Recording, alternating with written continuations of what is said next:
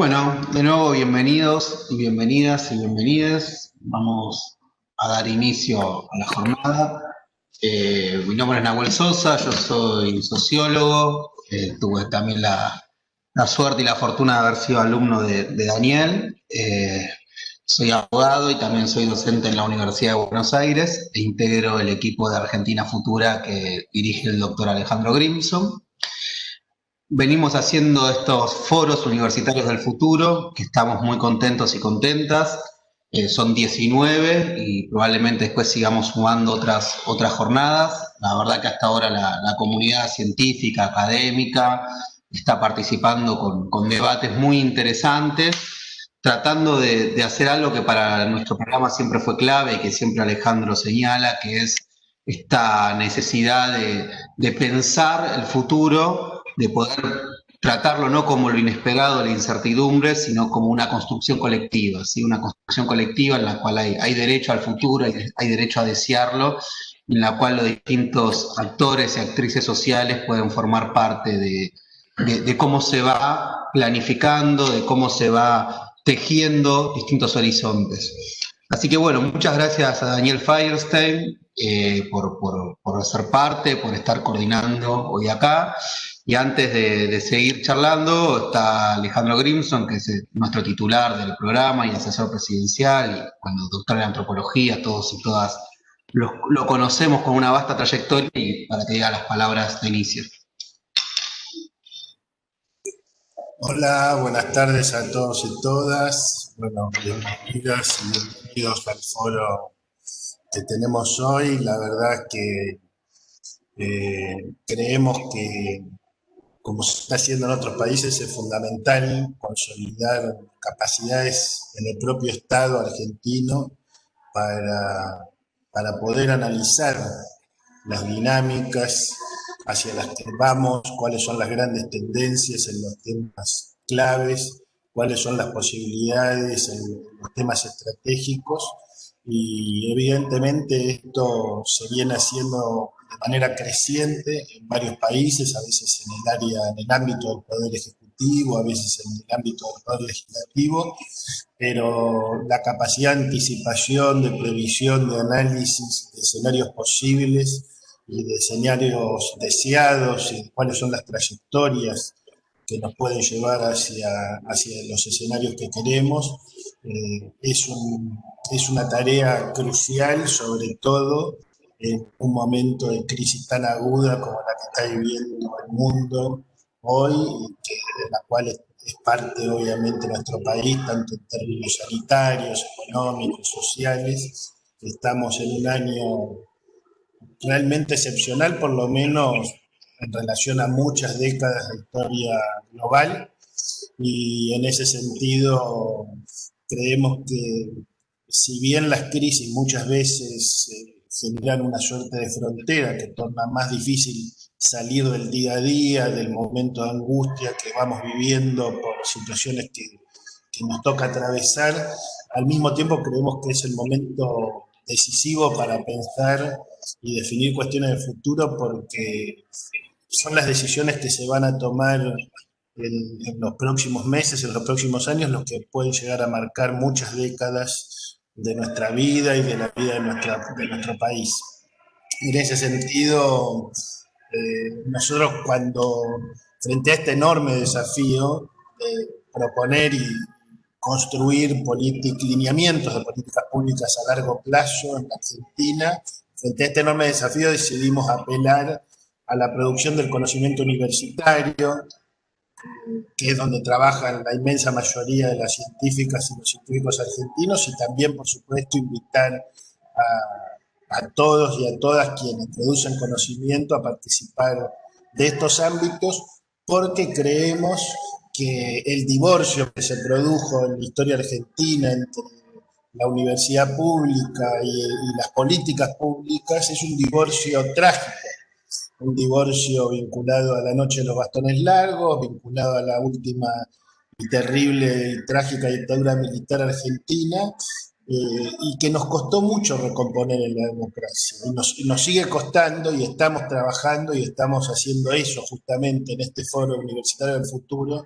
Estamos intentando dar otro paso más en la interacción entre el conocimiento que se produce en nuestras universidades y las políticas públicas. Creemos que ese es el camino porque creemos que es muy importante agregar conocimiento a toda la producción argentina, a toda la producción destinada a la exportación, todos sabemos lo importante que es eso, y también creemos que es importante agregar conocimiento a las políticas públicas.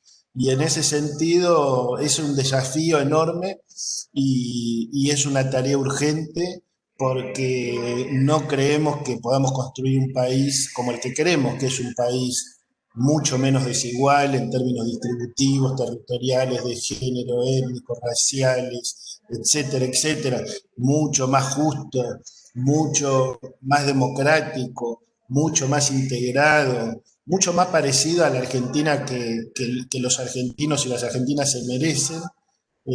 No creemos que podamos construir ese país más justo en términos de género, en términos de paridad, en términos de participación social, sin los insumos cruciales del conocimiento, del conocimiento universitario, del conocimiento científico.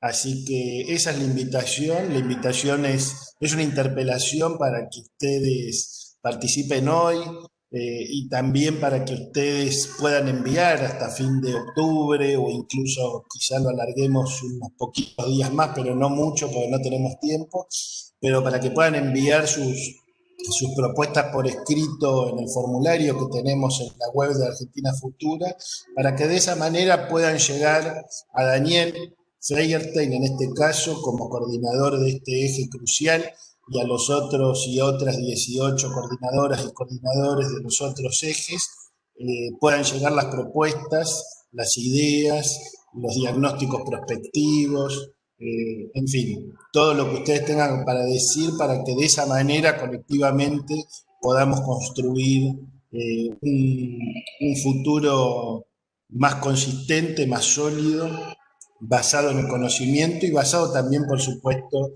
en las convicciones de la justicia, de la igualdad y de la democracia y de los derechos humanos. Así que bueno, la verdad, muchas gracias, muy agradecidos porque estén hoy acá.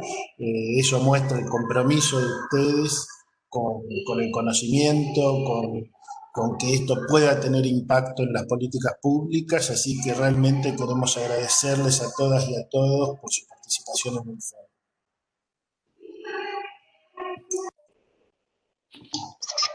Bueno, Gracias, Alejandro. Y bueno, breve, antes de darle la palabra a Daniel, ahora Manuel va a mandar en el grupo dos formularios, uno para que puedan dejar sus mails, así les llega siempre actualizada la información de Argentina Futura, y el segundo formulario para que puedan enviar quienes tengan ganas y deseen estas propuestas para cualquiera de los 19 ejes de debate. La idea ahora es que ya tenga la palabra Daniel. Por lo general, el formato que utilizamos es que quien coordina haga una introducción y luego quienes quieren hablar van pidiendo la palabra por el chat, y la idea es que puedan tener intervenciones de 4 o 5 minutos, así la conversación es lo más ágil y lo más dinámica posible, y en todo caso, si después es necesario, se vuelve a intervenir teniendo como un tiempo aproximado de duración entre 1 hora y media y 2, y si bueno, se considera que es pertinente, Daniel considera, podemos seguir. También acá del equipo está Federico Escribal, está Manuel Eguíe, Gabriela Llamosa, para cualquier tipo de duda o consulta que surja. Así que sin más, de nuevo agradecerles y todo tuyo, Daniel. bueno, muchas gracias y también básicamente agradecerles a todos ustedes, a Alejandro y Nahuel por convocarme a coordinar el eje y a todos quienes están y quienes no pudieron sumarse hoy también, que están mandando trabajos y colaborando con ideas. Yo quería dos, tres cositas, 2 minutos nada más, introducir algunas cosas para poder sobre todo escucharlos, ¿no? Pero la idea de este eje tenía que ver con la percepción conjunta de cuestiones que charlábamos con Alejandro, de transformaciones que se han ido produciendo y sobre todo que vemos que se están produciendo, se pueden producir en estos tres ejes, en las formas de funcionamiento de los procesos de discriminación, en las formas de articulación política del odio y en las formas de ejercicio de distintos niveles de violencia, y sobre todo que son como producto de transformaciones en los lazos sociales, que algunas tienen más historia y podríamos ubicar en el proceso genocida de los 70, pero que otras son más novedosas y tienen que ver quizás con la última década, y en el tipo de comunidad también que se va construyendo en las representaciones colectivas. Y la idea era poder pensar estas transformaciones, pero en un sentido que a mí la verdad que me interesó mucho, me interpeló mucho, que es esta medida, este modo en que lo ha pensado Argentina Futura, que no es tanto estos diagnósticos que estamos acostumbrados a hacer, que es cómo llegamos hasta acá, sino la idea de un diagnóstico prospectivo de qué es lo que imaginamos, digamos, ¿no? Qué es lo que imaginamos que está ocurriendo y que puede ocurrir, y en la posibilidad de pensar el diseño y la propuesta de políticas públicas. Yo comparto un poco con tristeza lo que decía Alejandro, que la verdad que la vinculación entre la universidad pública y el Estado ha sido bastante quebrada, y me parece que hay responsabilidades mutuas. Creo que uno no lo puede poner solo del lado del Estado. Creo que la universidad se ha encerrado a partir de la Noche de los Bastones y sobre todo de la dictadura también se ha encerrado en sí misma. Y entonces, bueno, me parece muy, muy interesante y muy importante poder aportar a establecer o a darle más fuerza a esos lazos, ¿no? Yo pensaba algunas áreas, pero para nada es que eso lo agotaba el eje, pero algunas áreas que me parecía importante trabajar. También estuvimos en contacto, no sé si se van a poder sumar o no, pero con algunas áreas de gobierno particularmente vinculadas, en especial el INADI, el Instituto Nacional contra la Discriminación, la Xenofobia y el Racismo, el Ministerio de Mujeres, Género y Diversidad, digo, las áreas más vinculadas a estas cuestiones. En las áreas que yo pensaba tenía que ver con las formas de racialización de las relaciones de clase, las lógicas vinculadas a los procesos migratorios, las lógicas más centradas en las cuestiones sanitarias y en los procesos de adicción. Digo, me parece que ahí se cruza con el área de salud, pero tiene muchas cuestiones que se vinculan con nuestros ejes. Lo mismo con los modos de construcción de una violencia que se expresa en una reformulación muy compleja, y yo diría que necesitamos entender de ciertas formas de masculinidad y su vinculación con la violencia, que ahí nos cruzamos con el área de género, pero creo que también impacta en este área. Las emergencias neofascistas o autoritarias, el papel de los efectos burbuja producidos por las redes y su impacto en los lazos sociales, el afianzamiento de las lógicas antipolíticas. Sí, después veía dos ejes que están muy vinculados también con el área de derechos humanos y que los vamos a trabajar con Víctor Abramovich en los dos lugares, y que hay alguna gente aquí presente de esas áreas. Una que tiene que ver con la transformación de las lógicas de la criminalidad, pero también las transformaciones en las políticas de seguridad, y la segunda con lo que yo de modo más provocativo trato de plantear como una colonización del discurso de los derechos humanos en una clave neoimperialista o neocolonial, que también es algo que nos atraviesa, y aunque se vincula mucho al campo y al eje de los derechos humanos, me parece que también se vincula a las formas de legitimación de la violencia, ¿no? Eran como algunos ejes que yo pensaba de estructuración, pero básicamente el objetivo de este espacio era escucharlos a ustedes, así que algunos me han hecho llegar algunas perspectivas y trabajos. Estaría bueno que los volquemos también, si no lo hago yo, no hay problema, vía los formularios de Argentina Futura, y básicamente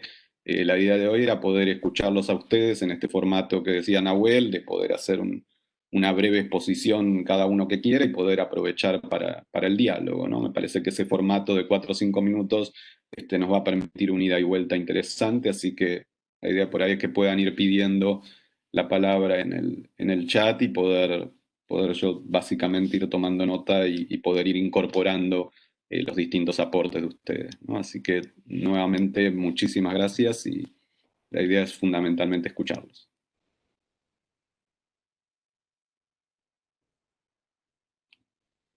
No sé quién se anima, siempre es difícil el primero, sí, pero adelante, adelante, que sé que varios habían preparado algunas cosas, así que quien quiera.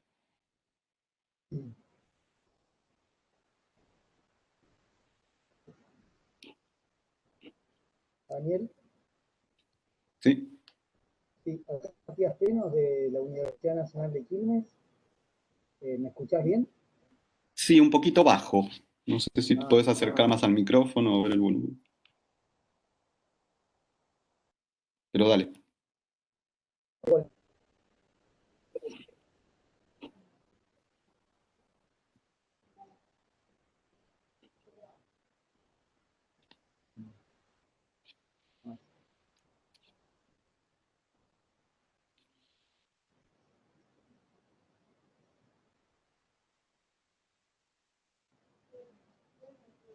a ver, ¿me escuchás? ¿Me escuchan?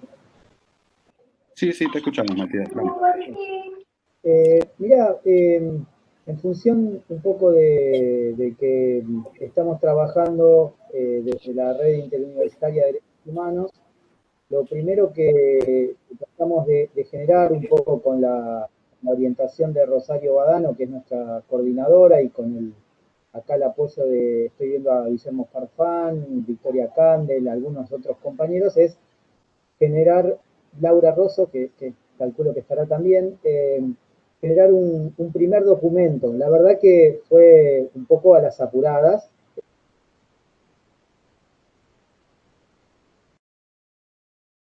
¿Querés que te comparta algunas ideas de los que escribimos? ¿Querés que te lo enviemos? ¿Cómo?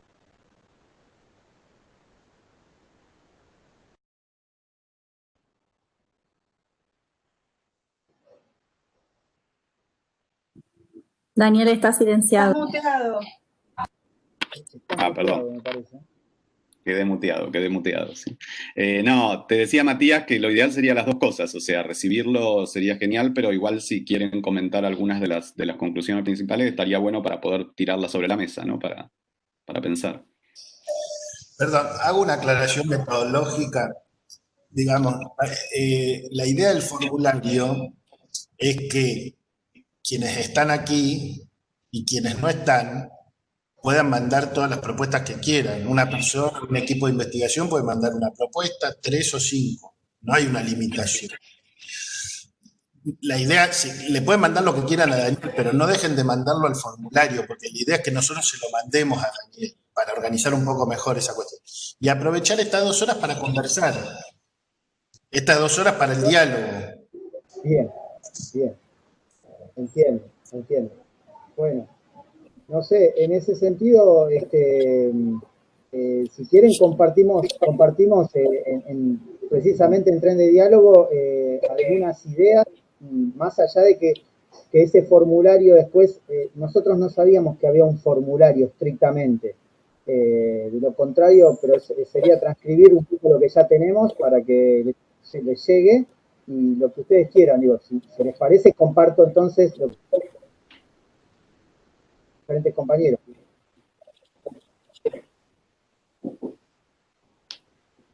Dale, sí, la idea es en la línea de lo que planteaba Alejandro, ¿no? Poder tirar algunas ideas para que nos sirva para abrir el Bueno, diálogo, ¿no? bien, ahí me hago cargo un poco, hay una primera parte que está más, si vos querés, más asociada a políticas públicas de mediano plazo, y hay otra parte más específica orientada a originarios, que ahí el aporte fue más de Laura Rosso, ¿sí? En lo que respecta a las políticas de más de largo plazo nos parece en términos de que es el organismo específico para trabajar el tema de discriminación y que precisamente en los últimos años se ha desdibujado un poco su rol.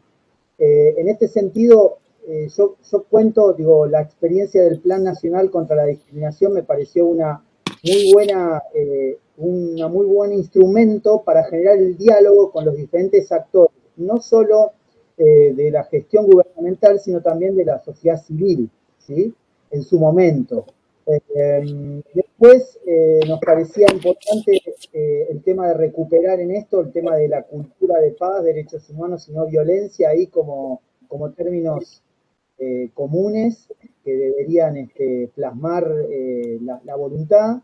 Y por último, en este plano, yo traía a colación lo que fue la apuesta como ejemplo a la coalición de ciudades contra la discriminación, la xenofobia y el racismo a nivel latinoamericano y caribeño. ¿Por qué?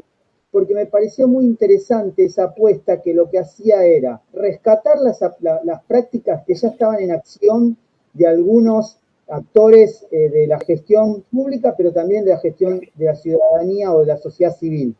Y en segundo lugar le daba un plano más bien local. Digo, más allá de tratar de impactar en términos de lo que trasciende a nivel de política nacional, también me parece muy importante que haya registros o haya apoyos locales desde gobiernos locales. Entonces,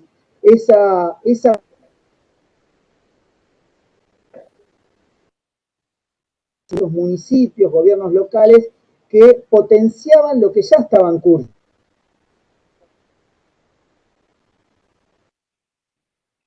Con una Argentina federal que también trace este horizonte. Y por último, en este sentido, rescatar el tema de las cátedras UNESCO, que por ahí ya nos compete más al plano universitario, y cómo estas redes pueden ayudar también a potenciar el territorio o de nivel académico. Paso a lo que son los aportes de la compañera Laura Rosso, que nos hizo llegar y que son, si ustedes quieren, más específicos al plano del sistema educativo. Por ejemplo, el tema de combatir el racismo de una educación no necesariamente escolar, ¿no?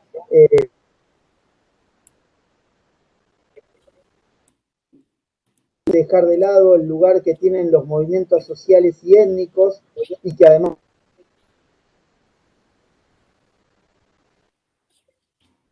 que orienten en esta situación, sobre todo orientadas a población joven y adulta, ¿no? Facilitando la información válida y promoviendo la conformación de criterios para interpretarla. Y puntualizaba también el tema de la educación intercultural en las universidades a partir de que la preexistencia de pueblos indígenas antes de estos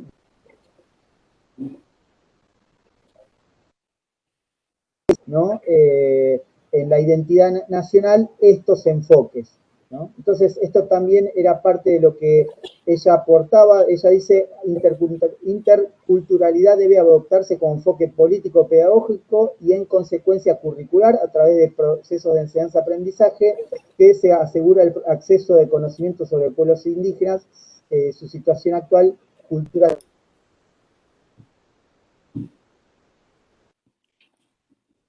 En el noreste, tengo entendido, sin omitir, ¿no? Que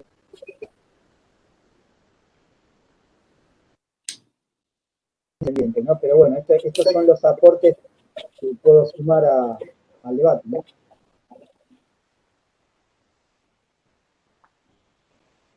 Bueno, muchas gracias Matías, fuimos tomando y está bueno que tanto desde la red como los espacios que están laburando, como decía Alejandro, nos hagan llegar vía el proyecto todas las propuestas y aportes, así podemos incorporarlo. ¿Sí? Daniel, si me permitís. Carolina, yo creo que tengo a Carolina y a Claudio que los veo, pero yo diría que estaría bueno si podemos pedir por el chat, porque si no, yo no veo a todos, con lo cual son algunos los que tengo y por ahí quedamos en priorizar solamente a la gente que veo. Entonces yo diría, vamos con Carolina, después con Claudina Sampó, Claudio Berardi, y vayan pidiendo, ahí yo voy anotando que ya veo que pidió Verónica, y vayan pidiendo por el chat y lo vamos haciendo más ordenado. Así que adelante, Carolina. Daniel, muchas gracias. Bueno, antes que nada me presento, soy Carolina Sampó, yo soy investigadora de CONICET y profesora en el Instituto de Relaciones Internacionales de la Universidad de La Plata y profesora también de la Universidad de Buenos Aires. Y soy coordinadora del Centro de Estudios sobre Crimen Organizado Transnacional. Y me presento de esta manera a lo mejor porque quizás no cuaja en el título de la reunión, como decía Daniel, pero sí me parece que es una temática que de alguna manera está atravesada por las cuestiones vinculadas al tema de la reunión y que, como mencionaba Daniel al principio, todo lo que es seguridad y criminalidad me parece que son interpeladas por estas cuestiones. Entonces, desde ese lugar me parece súper interesante la iniciativa, celebro el acercamiento definitivamente de la universidad pública, de los institutos como el IRI y sobre todo de CONICET, con el desarrollo de políticas públicas, y me parece difícil y desafiante, pero muy interesante esto de poder generar un diagnóstico prospectivo, ¿no? Y en ese sentido, todavía no lo pensé en profundidad, porque hemos tenido una semana, una cosa así, desde que por lo menos yo recibí el mensaje de Daniel, pero se me ocurre, a ver Daniel, vos qué pensás, yo dirijo un grupo de investigación en el centro del Centro sobre Crimen Organizado Transnacional. Se me ocurre que podemos trabajarlo en ese espacio, discutir este eje de criminalidad, seguridad y violencia e intentar generar este diagnóstico prospectivo, sobre todo teniendo en cuenta esto, ¿no? Que sea un insumo para la política pública. Eso nomás. Sí, Carolina, la verdad que te agradezco mucho y creo que efectivamente, o sea, no parece inicialmente desligado, pero creo que tiene que ver con estas transformaciones que yo decía en las lógicas tanto del funcionamiento del lazo social, del aparato estatal y su relativa desintegración o articulación o colusión con otros espacios. Y en una serie de afecciones me parece no involucran solo la cuestión de seguridad y que se vinculan totalmente con este eje, y por eso te invitaba, con lo cual sí, agradecidísimo y encantado de que puedan colaborar y aportar en ese sentido. Como decía Alejandro, bueno, estamos con los tiempos muy apretados, vamos a ver eso, a charlarlo, pero bueno, en la medida que nos puedan acercar, y la idea justamente es generar una vinculación que nos permita hacia adelante, ¿no? Poder seguir trabajando más allá del informe, de este primer informe concreto en el eje, ¿no? O sea, que puedan quedar establecidos lazos de colaboración de espacios que me parece que están produciendo conocimiento muy necesario para las políticas estatales, ¿no? Así que muchas gracias y adelante. Lo tenía entonces a Claudio Berardi. Hola, ¿se escucha ahí? Sí. Sí, gracias. Bueno, yo soy Claudio Berardi, soy médico clínico y me dedico desde hace unos años a 100% a la docencia universitaria. Una de las universidades es la UBA, pero donde yo estoy como representante ahora es de un sector del Departamento de Salud de la Universidad Nacional de La Matanza, específicamente acá. Básicamente nosotros trabajamos desde que nos enteramos del proyecto en este poquito tiempo, con 3 ideas o en 3 niveles, digamos. Uno de los niveles que trabajamos primero es pensar como nueva forma de violencia, no porque sea nueva, sino como una exageración, no sé cómo decirlo específicamente la palabra, digamos, del discurso aporofóbico, ¿no? Digamos, parece que se podría sintetizar, digamos, las diferentes violencias, digamos, también en el discurso aporofóbico, o sea, contra la pobreza, contra los pobres, etcétera, con un montón de estereotipos y prejuicios, obviamente, que se vienen juntando y que parece que va ganando, ¿no? Como que va por delante, llevándose por delante a todo el resto de los discursos xenófobos, discriminatorios, etcétera. Si bien previamente yo había trabajado mi tesis doctoral fue sobre discriminación y xenofobia hacia inmigrantes limítrofes en el hospital público, por eso acá, aunque no los tuve como maestros directos en la tesis, obviamente están los textos de todos ustedes que están acá.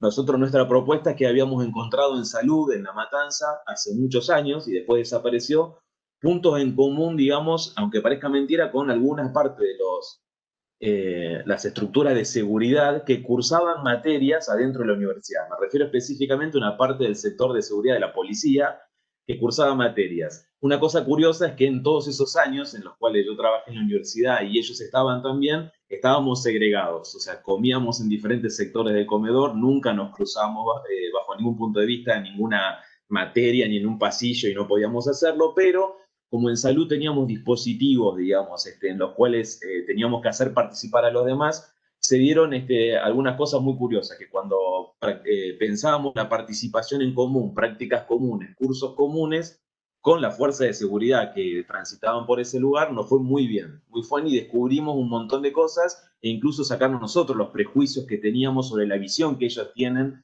sobre el resto de la sociedad, digamos, importante. A partir de esto, y apuntalando por ahí, no quiero ser muy extenso y corto, la idea esta de Sennett, de que la civilización, entre comillas, se construye, digamos, pensando en el otro, digamos, siempre como otro, digamos, con lo cual no hay que hacer presiones para que deje de ser otro, justamente. Pensamos que como una de las propuestas, justamente, que empiezan a aparecer materias transversales en las cuales incluyan, digamos, a todas las carreras, y esto incluye a la fuerza de seguridad, que vuelva, digamos, esto. Y cuando digo materias, digo, si lo pienso desde salud, nosotros tenemos innumerables materias como bioética y derechos humanos, interculturalidad, ecología y hábitat, etcétera, donde tranquilamente podríamos juntarnos y transitar como materias formales, ¿no? De currícula entre todos. E incluso, digo, desde salud, lo pienso con materias más efectivas, digo, ¿qué miembro de la seguridad no tendría que hacer resucitación cardiopulmonar, y un montón de cosas, y que por qué lo hacen separado, digo, ¿no? ¿Por qué no hacerlo como nosotros y aprovechar esos espacios de contacto, ya no, digamos, único en un lugar y en un día, sino estoy hablando de cuatrimestres, anuales, y empezar a juntarnos a trabajar en eso, digamos.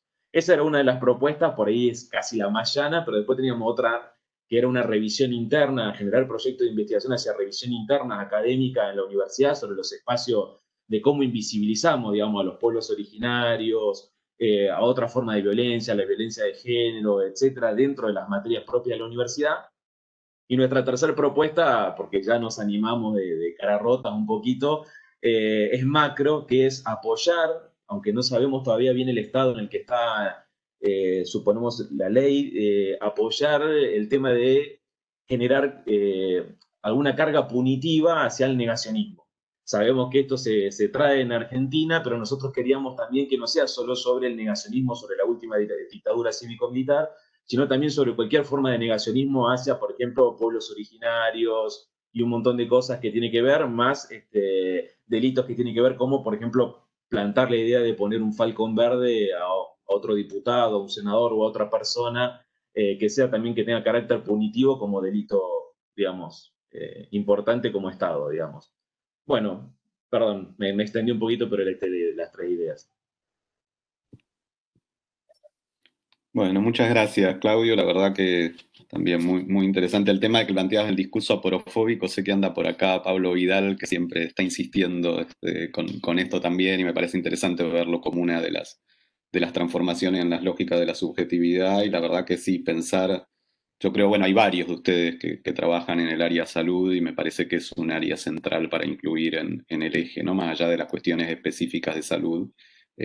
Su articulación con los procesos de estigmatización, ¿no? En relación a la punitividad, o a punir el negacionismo, yo tengo mis fuertes resistencias, ¿sí? Pero es un debate que podemos abrir. Yo creo que termina Sí, lo siendo sé. Sí. contraproducente, pero bueno, lo podemos abrir. La idea, quizás en algún momento valdría la pena un foro con ese tema, ¿no? Para poder plantearlo de distintas miradas. A mí me genera ciertos miedos, con toda la lucha que doy contra el negacionismo, ¿no? Me parece que la lucha es política, me da muchas dudas incluir al sistema penal ahí, pero bueno, está para pensar, ¿sí? Muchas gracias, Claudio, y la teníamos a Vero Jordán.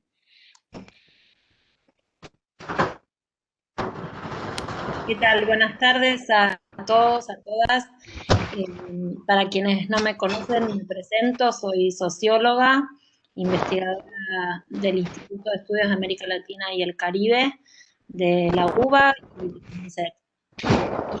Trabajo en el ámbito de los estudios latinoamericanos, y en este último tiempo estuve trabajando a partir del registro, acopio, archivo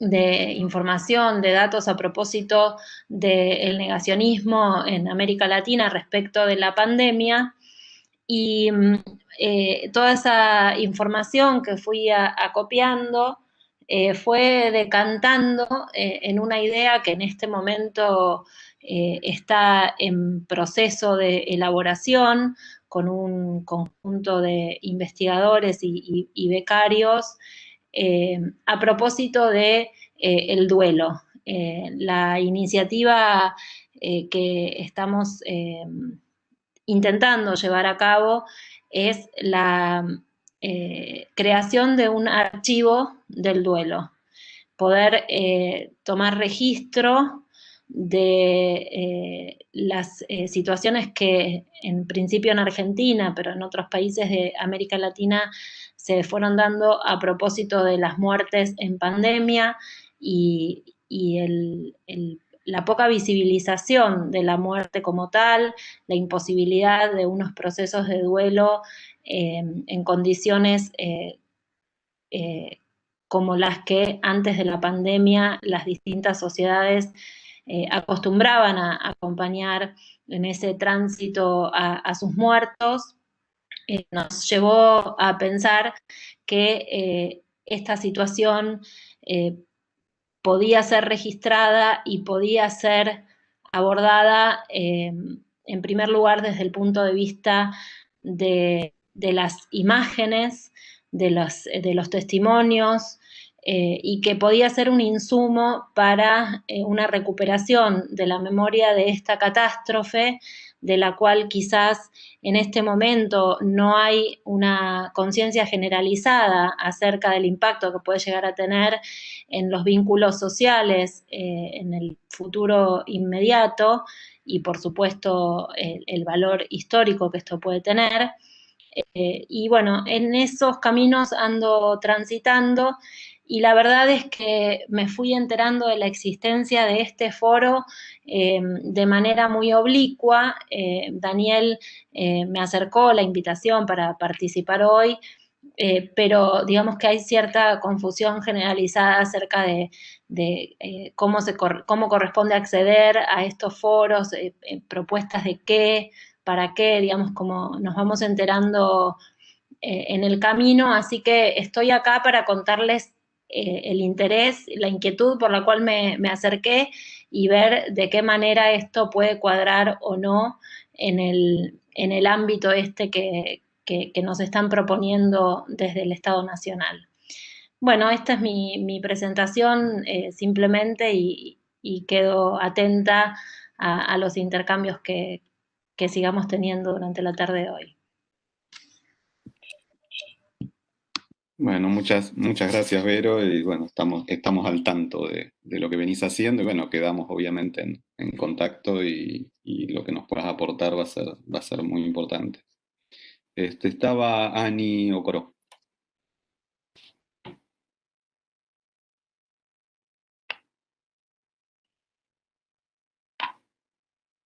Ani, ¿estás por ahí? Sí, perdón, no me podía desmutear. Perdón. Muchas gracias. A ver, acá me pongo el video también. Muchas gracias. Bueno, no, yo en principio me parece que es muy acertado el diagnóstico, Daniel, que planteas. Y me parece también que es muy acertado que este eje sea incluido, ¿no? Para pensar el futuro, porque realmente es preocupante, ¿no? Lo que se está viviendo, no solamente en la Argentina, sino en toda América Latina, con esta expansión, digamos, de visiones autoritaristas, ¿no? Dentro de nuestras sociedades. El caso, bueno, más ejemplar es Brasil, pero uno puede hurgar también en Colombia, puede hurgar también, bueno, sin ir muy lejos acá mismo en la Argentina. Entonces pienso que es muy acertado incluir este eje, porque de algún modo yo siento que, bueno, esas fronteras de ese autoritarismo se están corriendo mucho en la sociedad, al punto también de desafiar la misma calidad de la vida democrática, ¿no? Entonces pienso que es urgente realizar o diseñar alguna política que se oriente a desactivar esto, ¿no? A desactivar ese autoritarismo, a desactivar ese racismo frecuente que aparece, ¿no? En las relaciones sociales y que además es utilizado hoy por muchos sectores de la derecha para rearticularse, ¿no? Y creo que eso es muy peligroso.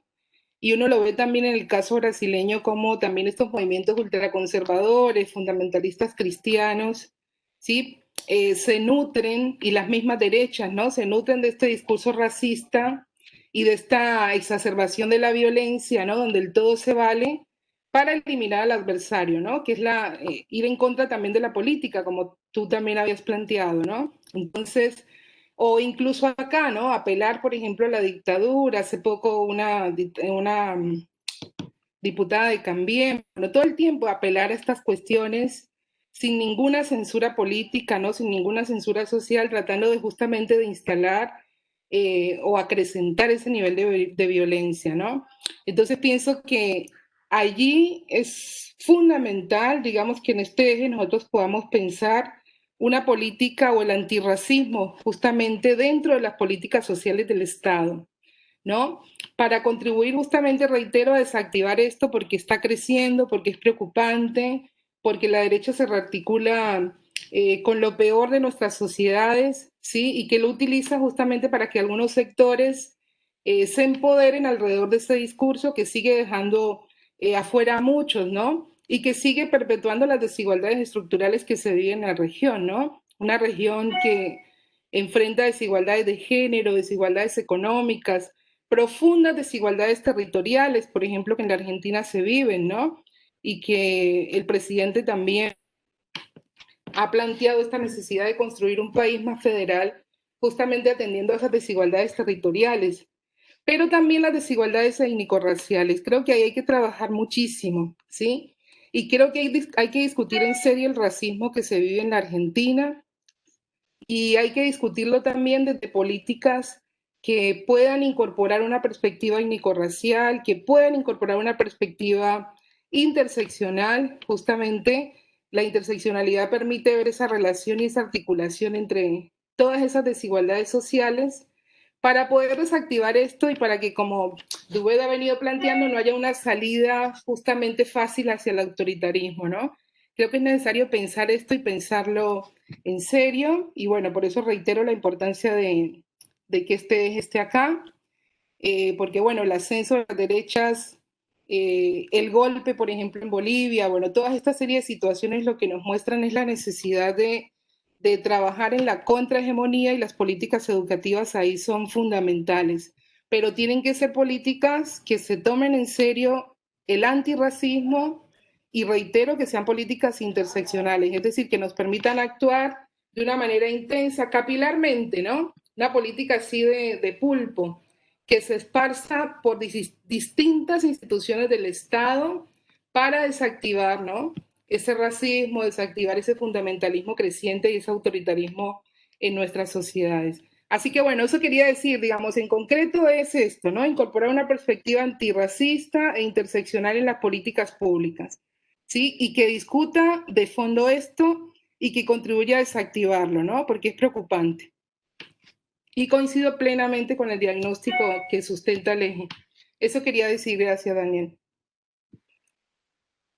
Muchas gracias, Ani. Y sí, compartimos la preocupación y que además es casi una cuestión de percepción de clima, ¿no? Más allá de la situación regional, pero me parece que es muy importante que podamos transformar esas percepciones en diagnósticos más consistentes, ¿no? Y me parece que es parte del desafío para todos nosotros, ¿no? Cómo construir una cuestión que quienes tenemos muchos años de lucha en estos campos lo tenemos casi como como una especie de termómetro de percepción, pero que requiere por ahí convertirse en un diagnóstico prospectivo más consistente y en la propuesta de políticas públicas. Pero bueno, muchísimas gracias.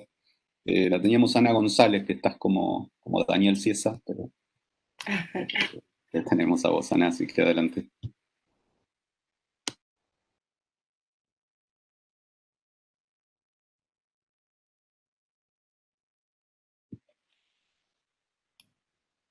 Me parece que está muteada, Ana. Silenciada. Ahora sí. A ver.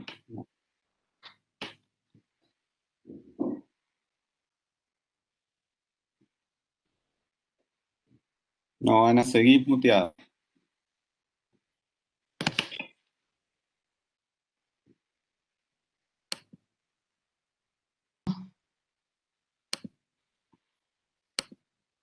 ¿Ahí me escuchan? No. Ahora Ana, sí, ahora sí. te desmuteé desde acá por las dudas. ¿Cómo? Ahora te escuchamos, Ana, dale. Ahí me escuchan, ¿verdad? Sí. Sí. Bueno, yo saludo a todos y a todas y celebro esta iniciativa de acercamiento de la universidad a las políticas públicas. Me presento, yo soy antropóloga, pero además soy una militante feminista de los derechos humanos y de los derechos de los pueblos indígenas desde hace muchas décadas. Hemos trabajado con Norma, con Daniel y con Amurabi en el Plan Nacional contra la Discriminación. Y he sido funcionaria en el INAI, en la Secretaría de Derechos Humanos y en la Secretaría de Ambiente. Entonces, bueno, se han presentado muchas cosas, estoy muy de acuerdo con el enfoque que planteó Ani, digamos, no voy a repetirlo. O sea, a mí hay una preocupación que tengo a partir de haber estado en el Estado, es qué tipo de Estado necesitamos para desarrollar políticas públicas integrales de corto, mediano y largo plazo, ¿no? O sea, acá se ha hablado mucho del tema de las distintas formas de violencia y las distintas formas de discriminación y cómo deben articularse en planes y en programas más integrales. Hay un punto que sí me parece muy importante trabajar, porque yo trabajo, bueno, soy parte del Instituto de Estudios de América Latina y el Caribe, pero también trabajo fundamentalmente en derechos humanos en Guatemala y en México, además de tener una estrecha relación con todo lo que es el trabajo territorial, no solamente en el conurbano, sino también con las comunidades indígenas y campesinas. Y lo que me preocupa es esto que lo que llamamos la nueva criminalidad, en base al cual es el contexto de un neoliberalismo que ha generado enormes masas de población descartable, ¿no? O sea, y esto está vinculado con el tema de la seguridad, pero ¿con qué enfoque de la seguridad y del análisis de la nueva criminalidad?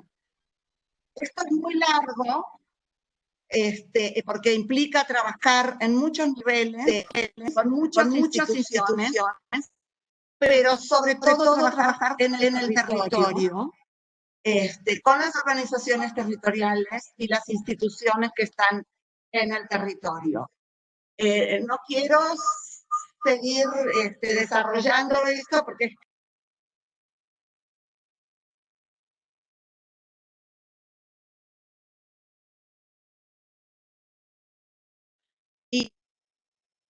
y creo que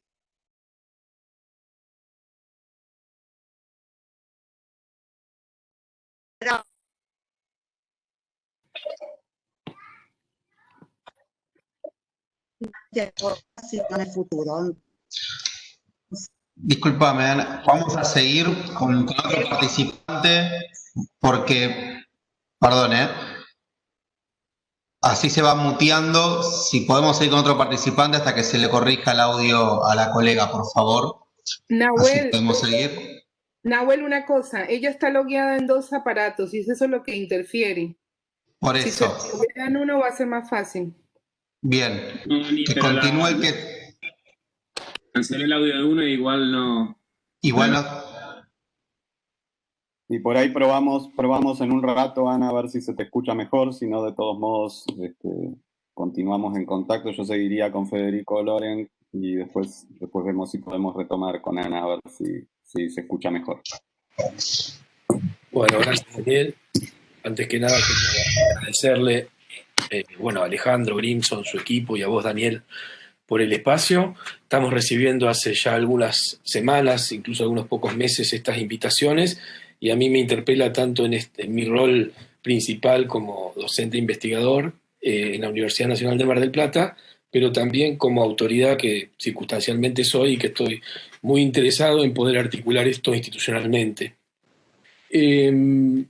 Bueno, yo creo que este eje y algunos otros ejes de la convocatoria nos interpelan a varios de nosotros de distintos lugares.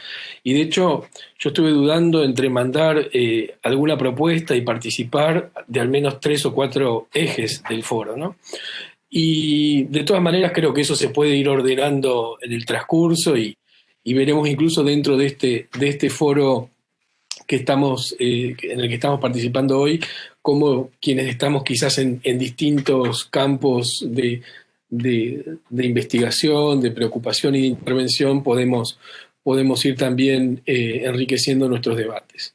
Básicamente yo me anoté, ni bien habló Carolina, porque básicamente yo dirijo un grupo de investigación sobre temáticas de seguridad, en las que eventualmente y más lateralmente trabajamos cuestiones de delito, violencia, conflictos, y en algún punto me sentí interpelado para participar de este eje y así se lo hice saber a Daniel. Básicamente, bueno, lo que sí hice hoy a la mañana fue trabajar un poco sobre el formulario que figura en la convocatoria y tratar de pensar un poco cómo desde nuestras líneas de investigación podíamos no solamente pensar propuestas de política pública como pide el formulario, sino también imaginar modos de pensar los problemas y su abordaje de las políticas públicas, quizás en un horizonte que está mucho más allá de la coyuntura y del corto plazo. Nosotros básicamente, o yo identifiqué como líneas relevantes para traer al foro 3. Por un lado hay toda una línea que nosotros trabajamos y que está muy consolidada en el campo de la investigación social, que es el gobierno político de la seguridad, la perspectiva de seguridad democrática, propendiendo a políticas que se funden en evidencia racional, como le gusta decir a los chicos del gato y la caja, pero también y al mismo tiempo en valores democráticos y en una tensión y en un debate político que problematice toda ilusión positivista de que las políticas públicas solo se fundan en datos bien comprobados. Otro eje que también trabajamos y seguramente algunos compañeros que están acá van a profundizar, tiene que ver con las culturas de la violencia y de la seguridad y también cómo un poco la dimensión simbólica que estructura estas problemáticas, sea en los medios de comunicación o en otros discursos que circulan en la esfera pública, también contribuyen a la conformación de los fenómenos sobre los cuales reflexionamos y sobre los cuales pretendemos intervenir. Quiero decir, básicamente, hacer política en torno al delito y la seguridad o tratar de pensar problemas de violencia y conflicto es también problematizar el modo en que los propios grupos sociales perciben, se imaginan y conceptualizan sus propias experiencias. Y el tercer eje tiene que ver con un trabajo que estamos haciendo más ahora en el contexto de un proyecto MinCit vinculado a COVID-19 y a ASPO, y es trabajar en los territorios con las organizaciones sociales, y ahí estamos viendo un poco cómo, tanto de las organizaciones sociales más popular, como desde otras que más tienen que ver con el movimiento de las sociedades de fomento y los foros de seguridad, se ponen en tensión las distintas imágenes o narrativas más abstractas que circulan sobre seguridad y delito en el espacio público y donde hay una productividad política posible. Nosotros creemos que esos 3 espacios son espacios de investigación en los cuales se puede intervenir, y en este último particularmente estamos tratando de trabajar con las organizaciones y otras instancias de la sociedad civil para pensar diagnósticos colectivos y modos de intervención no burocráticos, ni intelectualistas, ni desde el café de ese que nos gusta de Costa Rica y Malavia, sino desde otro lugar. Me salió ese café porque ahí a veces voy.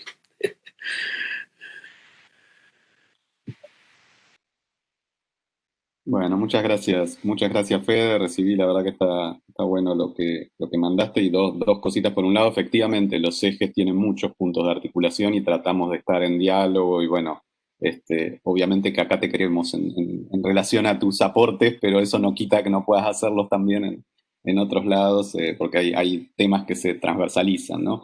Y en relación a lo que pensaba, sí, una de las propuestas que yo creo que es importante y lo estamos incluyendo es no solo pensar políticas públicas en estos ejes, sino como institucionalizar espacios que puedan pensar políticas públicas desde el ámbito universitario, ¿no? O sea, eso en sí mismo constituye una propuesta y estaba un poco en lo que me mandaste y creo que es interesante, ¿no? Para tomar en cuenta lo mismo, lo de pensar y trabajar más, que me parece que es una deuda esta transformación en las formas de subjetivación, en las culturas de la violencia, en la dimensión simbólica, me parece que son todas cuestiones muy relevantes. Quería aclarar porque justo me mandó un mensaje de Vicky Donda que quería participar, que está con temas de conexión, pero me decía que está Lorena González, si no me equivoco, jefa de gabinete del INAH, digo, porque varios lo mencionaban, que lo tenemos presente en la reunión, ¿sí? En relación a sumarse al diálogo. Yo lo tenía a Néstor Cohen ahora y después podemos ver si se resolvió lo de la conexión de Ana o seguimos con la lista, ¿sí? Néstor, dale. ¿Qué tal? ¿Se escucha bien? ¿Sí? Bueno, ¿cómo están? Bueno, en primer lugar, yo pertenezco a la Universidad de Buenos Aires, Facultad de Ciencias Sociales. Fundamentalmente mi dedicación en los años está más vinculada a la investigación en el Instituto Gino Germani, o sea que hablo desde ese lugar, digamos, pertenezco al área de migración. Y nosotros dentro de migraciones coordino un equipo que viene trabajando desde hace bastante tiempo sobre fenómenos de discriminación nacional y étnica. Estos son términos generales para ubicarlos. A ver, para nosotros es muy importante poder participar de un espacio como este, porque son muchos años que venimos trabajando, como pasa con todos ustedes, seguramente en los casos, dedicando mucho tiempo a todo lo que tiene que ver con el diagnóstico, con la investigación, con la producción de conocimiento y quizá poco tiempo, pocos espacios para poder acercarnos, por lo menos para debatir en torno a las políticas, digamos. Más allá de los aportes que podemos hacer, pero digamos que por lo menos el espacio, creo que en ese sentido lo valoramos mucho y lo agradecemos de poder estar acá. El trabajo nuestro, sintéticamente, digamos, dentro de la problemática de la diversidad nacional y étnica, nosotros, nuestro objeto de estudio tiene que ver más con la sociedad receptora que con los colectivos migrantes, digamos. Nosotros hemos aportado más conocimientos de ese lugar, nos hemos dedicado más a eso y seguimos trabajando en esa línea. Y en especial hay tres instituciones en las cuales trabajamos hace años y venimos incorporando nuestro trabajo, una de ellas bastante compleja, que es la institución educativa, con el Poder Judicial y últimamente estamos empezando a trabajar con fuerzas de seguridad. Siempre dentro de nuestras problemáticas, digamos. El trabajo de esas instituciones, reitero, con bastante complejidad, sobre todo Poder Judicial y Fuerzas de Seguridad, obviamente, sumamente complejo, creo que eso lo sabemos.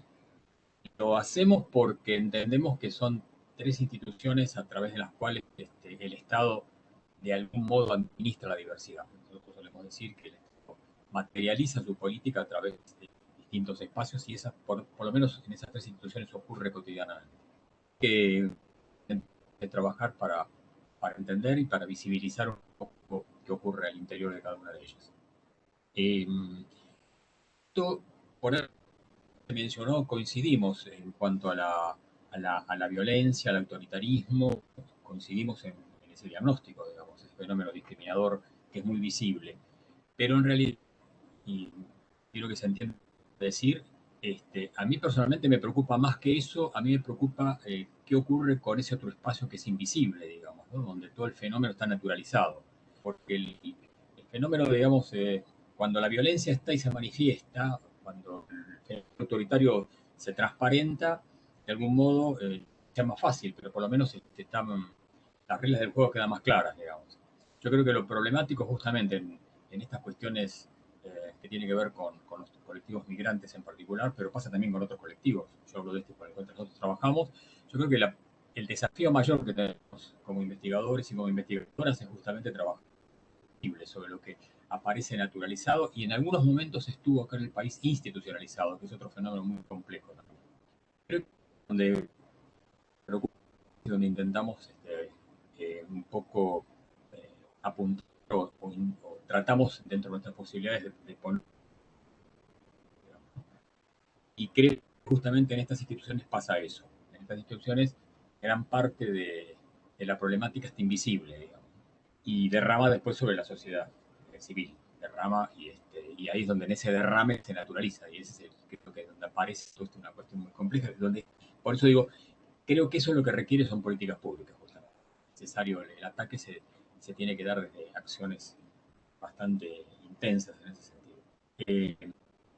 Pero finalmente lo que quiero decir es que en estos últimos 3 años hemos incorporado en todo este trabajo nuestro, por algo que se mencionó recién, que Ani lo mencionó cuando hizo su presentación.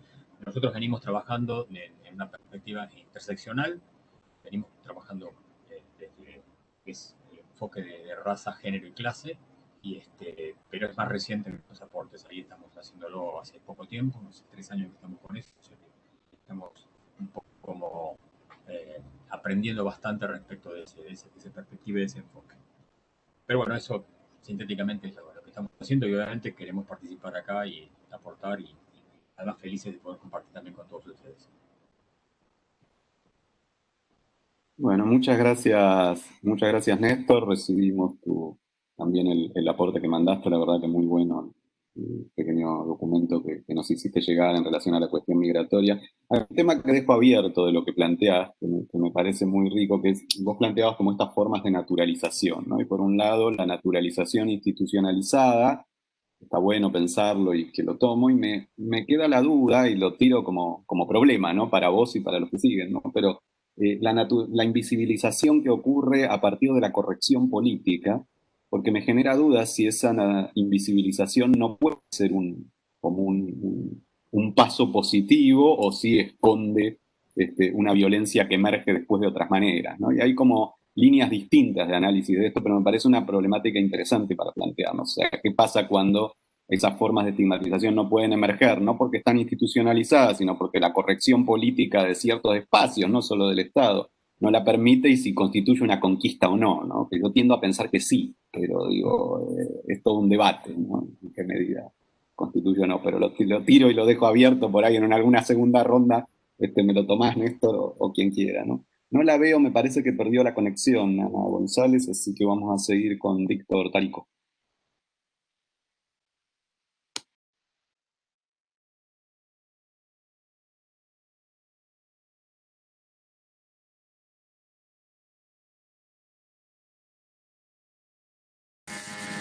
Daniel, se cayó la conexión de Víctor justo. Se nos están cayendo varios, entonces. Teníamos a Vero Jiménez Beligó, entonces, después de Víctor. Estoy por acá, no sé si estoy reconectado. Bueno. Estamos con Víctor, entonces, ¿estás? Acá estoy. Perdón, me moví al ala oeste. Me moví al ala oeste porque en el ala oeste tengo mejor conexión, porque vi que empezaba a fallar Telecentro. Saben que nos da siempre estas jugarretas.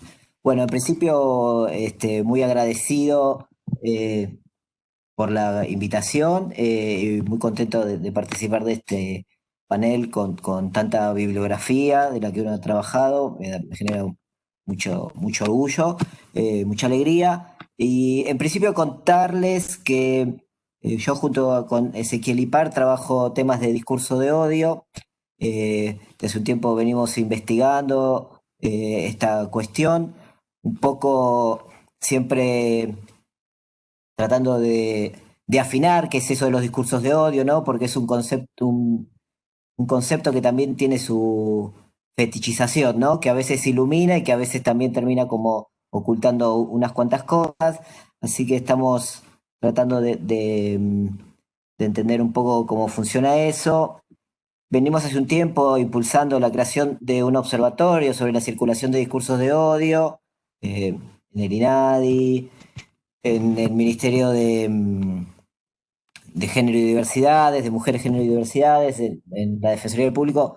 Lamentablemente, el paso que se ha dado no ha sido del todo feliz. Ha sido un paso del Observatorio de Odio que ha sido mal parido, para decirlo mal y pronto, ¿no? Con mezclas entre temas que lo han puesto en un mal lugar. Quizás la idea de mezclar la verificación con la circulación de discursos de odio no es buena idea. ¿no? Porque pone dos temas en un mismo lugar que son de tratamiento necesariamente distinto, sobre todo porque, como ustedes bien saben, la cuestión de la libertad de expresión en el marco jurídico americano es casi un bien sagrado. Entonces mezclar esos temas no aporta, la verdad que no aporta para nada. Ha sido un paso, bueno, no quiero ser muy crítico, pero lamentable realmente, porque nos pone a dar más explicaciones de las que deberíamos, porque el tema de los discursos de odio es evidente que es un problema, ¿no? Es evidente que el odio, como afecto, como discurso, e incluso como políticas que se dedican a articular esos sentimientos y esos discursos, son realmente una problemática actual, que Daniel trabaja mucho, que incluso podríamos discutir largamente cómo denominarlos, discurso de odio, narrativa antiderecho, neofascismo, posfascismo, discurso peligroso. Hay miles de formas de encarar el tema, pero que necesariamente creo que requiere una política, ¿no? Una política pública que trate el tema como problemático hacia la democracia en términos de sus afectaciones a la deliberación pública y a la participación en el espacio público, pero también junto a la sociedad civil, ¿no? En términos de que hay sectores de la sociedad civil que son víctimas de estos discursos y que son los destinatarios específicos de estas enunciaciones, pero que la afectación es general, ¿no? La afectación es a la idea de comunidad. O sea, si hay odio, la idea de comunidad es una comunidad con exclusión, ¿no? Entonces uno se preguntaría si realmente eso es una comunidad. Lo que a mí me interesa fundamentalmente sería una articulación con la sociedad civil al estilo de lo que fue la campaña que recientemente cambió los términos y condiciones de Facebook, de Twitter, sobre el tratamiento de discurso de odio. Ustedes saben que ha habido una muy fuerte campaña en Estados Unidos después de los últimos disturbios raciales, con un boicot fuerte de anunciantes que logró cambiar los términos de contenidos de las plataformas. Esto es un problema, ¿no? Uno dice así y parece algo positivo, pero también es un problema, ¿no? Porque estamos frente a censura o fijación de reglas de parte de empresas privadas cuando el Estado difícilmente puede intervenir en ese campo, ¿no?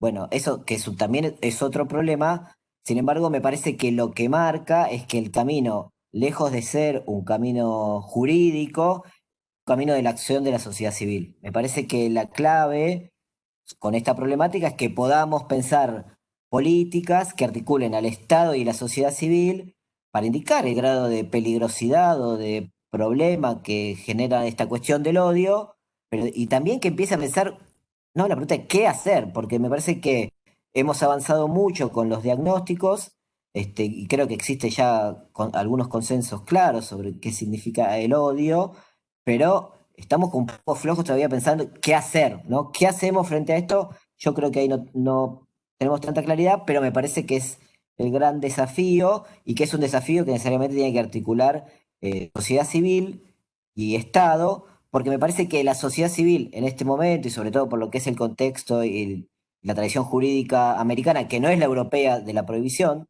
es lo que más puede avanzar. Así que ese me aporte. Después voy a tratar de completar el formulario y tratar de aportar algo un poco más concreto. Gracias. Bueno, muchas gracias, Víctor. Y sí, comparto algunos de tus planteos, pero creo que dan cuenta de la importancia de este tipo de instancias, ¿no? Porque decía, o sea, que cuando se toman acciones estatales se puedan tomar en articulación y consulta con los ámbitos de investigación, porque a veces sin una buena intención, como vos planteas, puede generar en crearnos más problemas que soluciones, ¿no? Y me parece que en ese sentido creo que es lo rico de estas instancias, sobre todo de reunir a mucha gente que venimos hace mucho tiempo trabajando estos temas, justamente para pensar en la sugerencia de políticas públicas que puedan dar una mano en ese sentido, ¿no? Veo que se incorporó otra vez Ana, yo diría vamos con Verónica Jiménez Bolgó y después Ana, si estás ya otra vez aquí, te damos la palabra.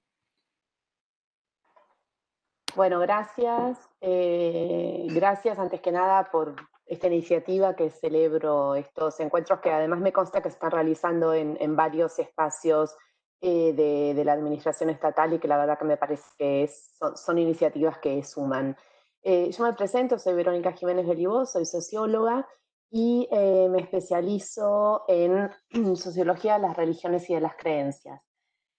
La sociología de las religiones era hace un tiempo, hace unos 50 años, algo completamente destinado a desaparecer como su objeto y, como sabemos, ha vuelto con mucha fuerza. Entonces, pensar hoy las religiones significa no pensar las religiones en sí, sino pensar aquello que las religiones y las creencias hacen en los espacios sociales. Entonces, me gustaría primero arrancar con como dos imágenes muy impresionistas. Primero, la idea de que en el ámbito en el que yo trabajo de las creencias hay efectivamente un aumento de discursos que son extremos, en donde hay una circulación de determinados discursos simplificados y convertidos en memes y en piezas de circulación que introducen elementos religiosos o supuestamente relacionados con las creencias y las religiones dentro de toda una bolsa de cuestiones conspiracionistas que mezclan elementos económicos con elementos raciales, con discursos de odio, en donde también entra el discurso sobre las creencias. Y eso, ahora, esas piezas caen en formaciones discursivas y en espacios sociales que de todas maneras están marcados y muy marcados por las construcciones identitarias. Lo que quiero decir con eso es que mi impresión y la impresión del equipo con el que yo coordino y con el que trabajamos es que en realidad para lo que funcionan esos discursos que circulan es para reforzar espacios identitarios que ya están constituidos, que además se van como formando en diálogo con grupos sociales que son cada vez más cerrados, es decir, donde hay poco intercambio, y esto tiene que ver un poco con lo que decía Daniel al principio sobre las redes sociales y el efecto burbuja, poco intercambio en donde se refuerza la idea de que lo que pienso yo es lo mismo que piensa el otro. Entonces se habla al otro de la misma manera en que yo me hablaría a mí mismo o con alguien que piensa lo mismo que yo. Ahora, estos discursos que son discursos extremos, el problema que nosotros estamos viendo hoy es que se basan que surgen y alimentan contextos sociales, que son contextos sociales muy girados hacia la derecha o hacia posiciones muy conservadoras. El año pasado nosotros terminamos una encuesta sobre creencias y religiones en Argentina, que es la segunda encuesta, y ahí la verdad que tuvimos algunos resultados que nos asustaron bastante. Por ejemplo, preguntamos si está de acuerdo con la opción de que debería ser más estricto el control a migrantes. 71% de los argentinos opina que sí. Los planes sociales fomentan la vagancia. 59% opina que sí.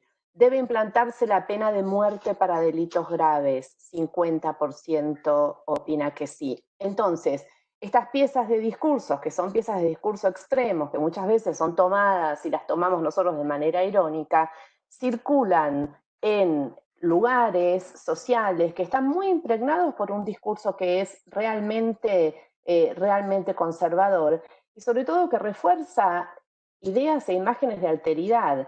El otro es el otro pobre, el otro migrante, el otro mujer, el otro homosexual, que además se van mezclando y son alteridades que se van sumando. Entonces ahí yo creo que tenemos que pensar hacia el futuro, sobre todo cómo operar en esos espacios sociales, más que, digamos, obnubilarnos con la cuestión de la circulación mediática. A mí me preocupa más cómo se instalan esos discursos en los grupos sociales. Y finalmente me parece que, ¿por qué digo que es preocupante? Porque se instalan en el plano de las creencias, es decir, no se trata aquí de fake news, las personas que hacen girar las fake news probablemente ni les importa si es falso o si es verdadero, pero están convencidas de que eso es lo que hay que hacer circular. Entonces, me parece que tenemos que pensar en este plano, que este plano de las creencias que en otros momentos estaba como más corrido, hoy forma parte de algo central, que es de la formación de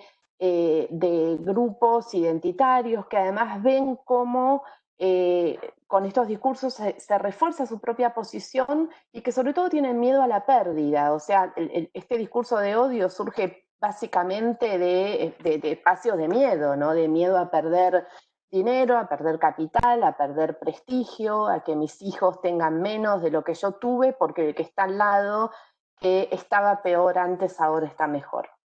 Y finalmente, para cerrar y no tomar más tiempo, nosotros también trabajamos con grupos religiosos. Y lo que es interesante aquí es que estamos en universos sumamente complejos, porque estos grupos religiosos están muy dispuestos a trabajar en ciertos planos en contra de la discriminación, en contra del odio. De hecho, durante toda la pandemia han trabajado para sostener comedores, para sostener espacios de pobreza. Sin embargo, muchos de estos grupos, no todos, están muy en contra de otras aperturas relacionadas con la discriminación. Por ejemplo, la discusión central, que es la discusión del aborto. Entonces, estamos ante grupos que están a favor de determinadas cuestiones y en contra de otras, y que podrían funcionar, digo esto para pensar ya prospectivamente cómo trabajar con políticas públicas, podrían funcionar sosteniendo aperturas y en contra de discursos de odio en determinados planos, pero sería bastante más difícil que trabajaran en esos otros planos. O sea que me parece que es una complejidad que habría que pensar. Muchísimas gracias, Verónica. La verdad que todo lo que planteas me parece de primera importancia. Por un lado, te pediría que nos hagas llegar a los estudios que mencionabas, porque la verdad que son muy en la línea de cuestiones que venía pensando y que me parece que son muy relevantes para este eje, y sobre todo en esta línea que decís, primero, abandonar el facilismo, son los medios de comunicación y no observar transformaciones más profundas en la subjetividad, y después esto último que decías, que me parece crucial, de que cuando se polarizan los campos, que tiene que ver también con la lógica de las redes, en algún sentido de todo o nada, y de exigir a cualquier actor que acompañe en un conjunto de políticas o se lo expulsa al otro lado, termina facilitando el crecimiento de ciertas formas de estigmatización, y me parece muy, muy rico lo que planteas, así que muchas gracias, Vero, y esperamos los trabajos y los aportes. Vamos a ver si podés ahora, Ana, a ver si te funciona.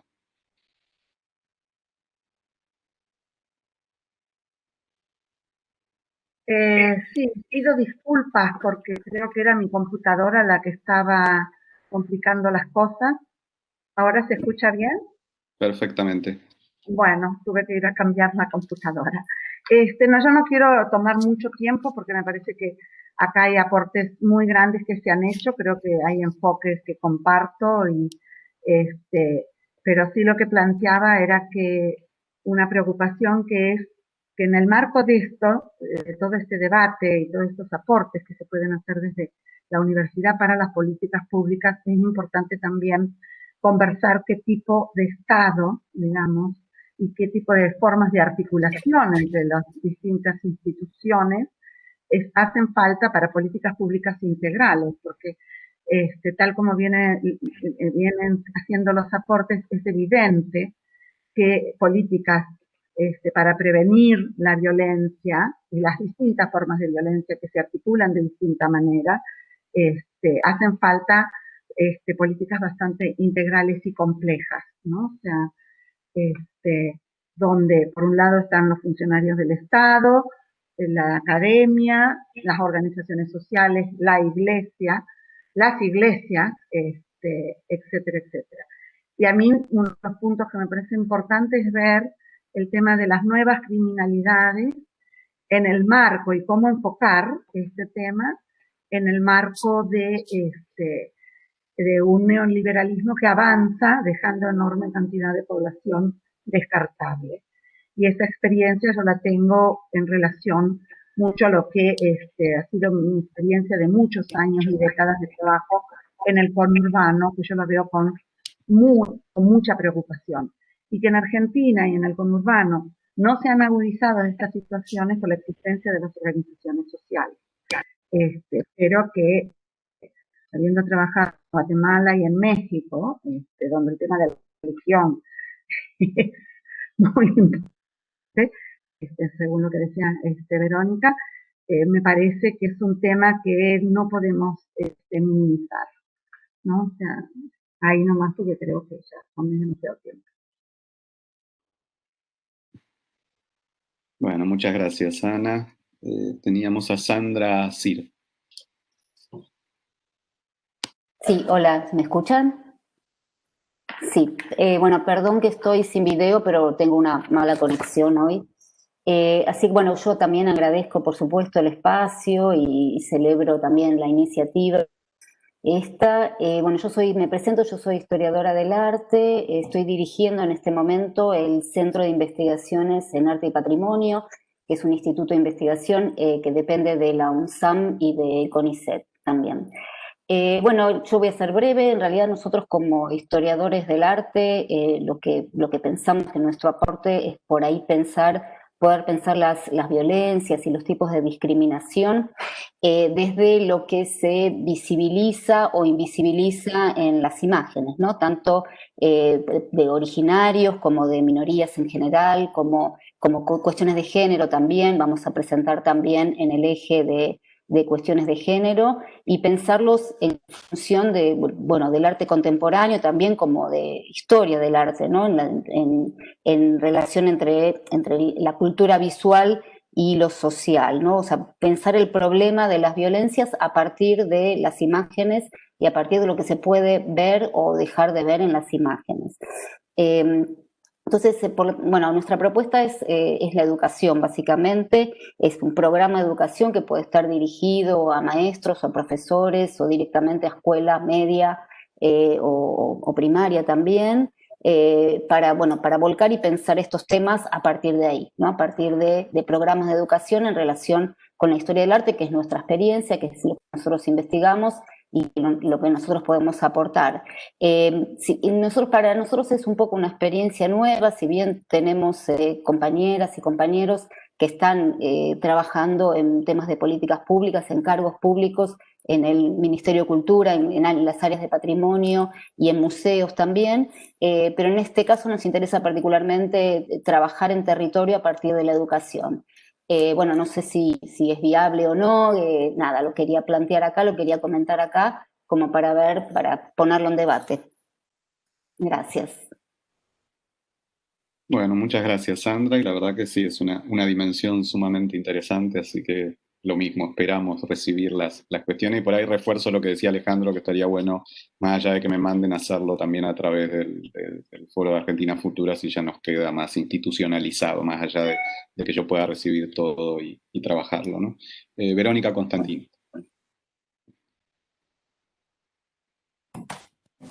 Bueno, buenas tardes a todos. Mi nombre es Verónica Constantino, junto con Marisa Brailand formamos parte de lo que es el Centro de Estudios Sociales de la DAIA. Antes que nada, como todos, agradecer la propuesta, el espacio generado y bueno, la convocatoria a vos, Daniel. Nosotros hace 21 años que venimos realizando un informe anual sobre antisemitismo acá en el país, lo que nos ha permitido el registro de cierta etnicidad y cierto cuantitativo de lo que es el antisemitismo y el modo en que se da el antisemitismo en Argentina.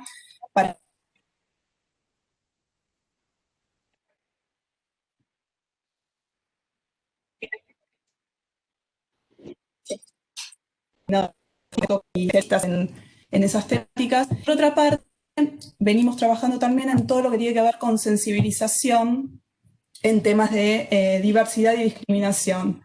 Lo hacemos a través de talleres. Estos talleres son dados desde chicos a adultos en diversos ámbitos, y es a partir de todo este trabajo que más que nada me gustaría señalar 3 preocupaciones que nos surgen relacionadas con los que venimos viendo en nuestro trabajo cotidiano. La primera es la ausencia de una transversalidad y una sistematicidad en lo que tiene que ver con la sensibilización en temas de diversidad. ¿A qué me refiero? Nos pasa muchísimas veces de asistir a escuelas, por ejemplo, o distintos ámbitos que tienen las mejores intenciones en trabajar sobre alguna temática de diversidad, de trabajar dentro de la institución todo este tipo de problemáticas, pero lo que notamos es una ausencia en lo que es la sistematicidad de esta problemática. Entonces queda quizás en una conversación aislada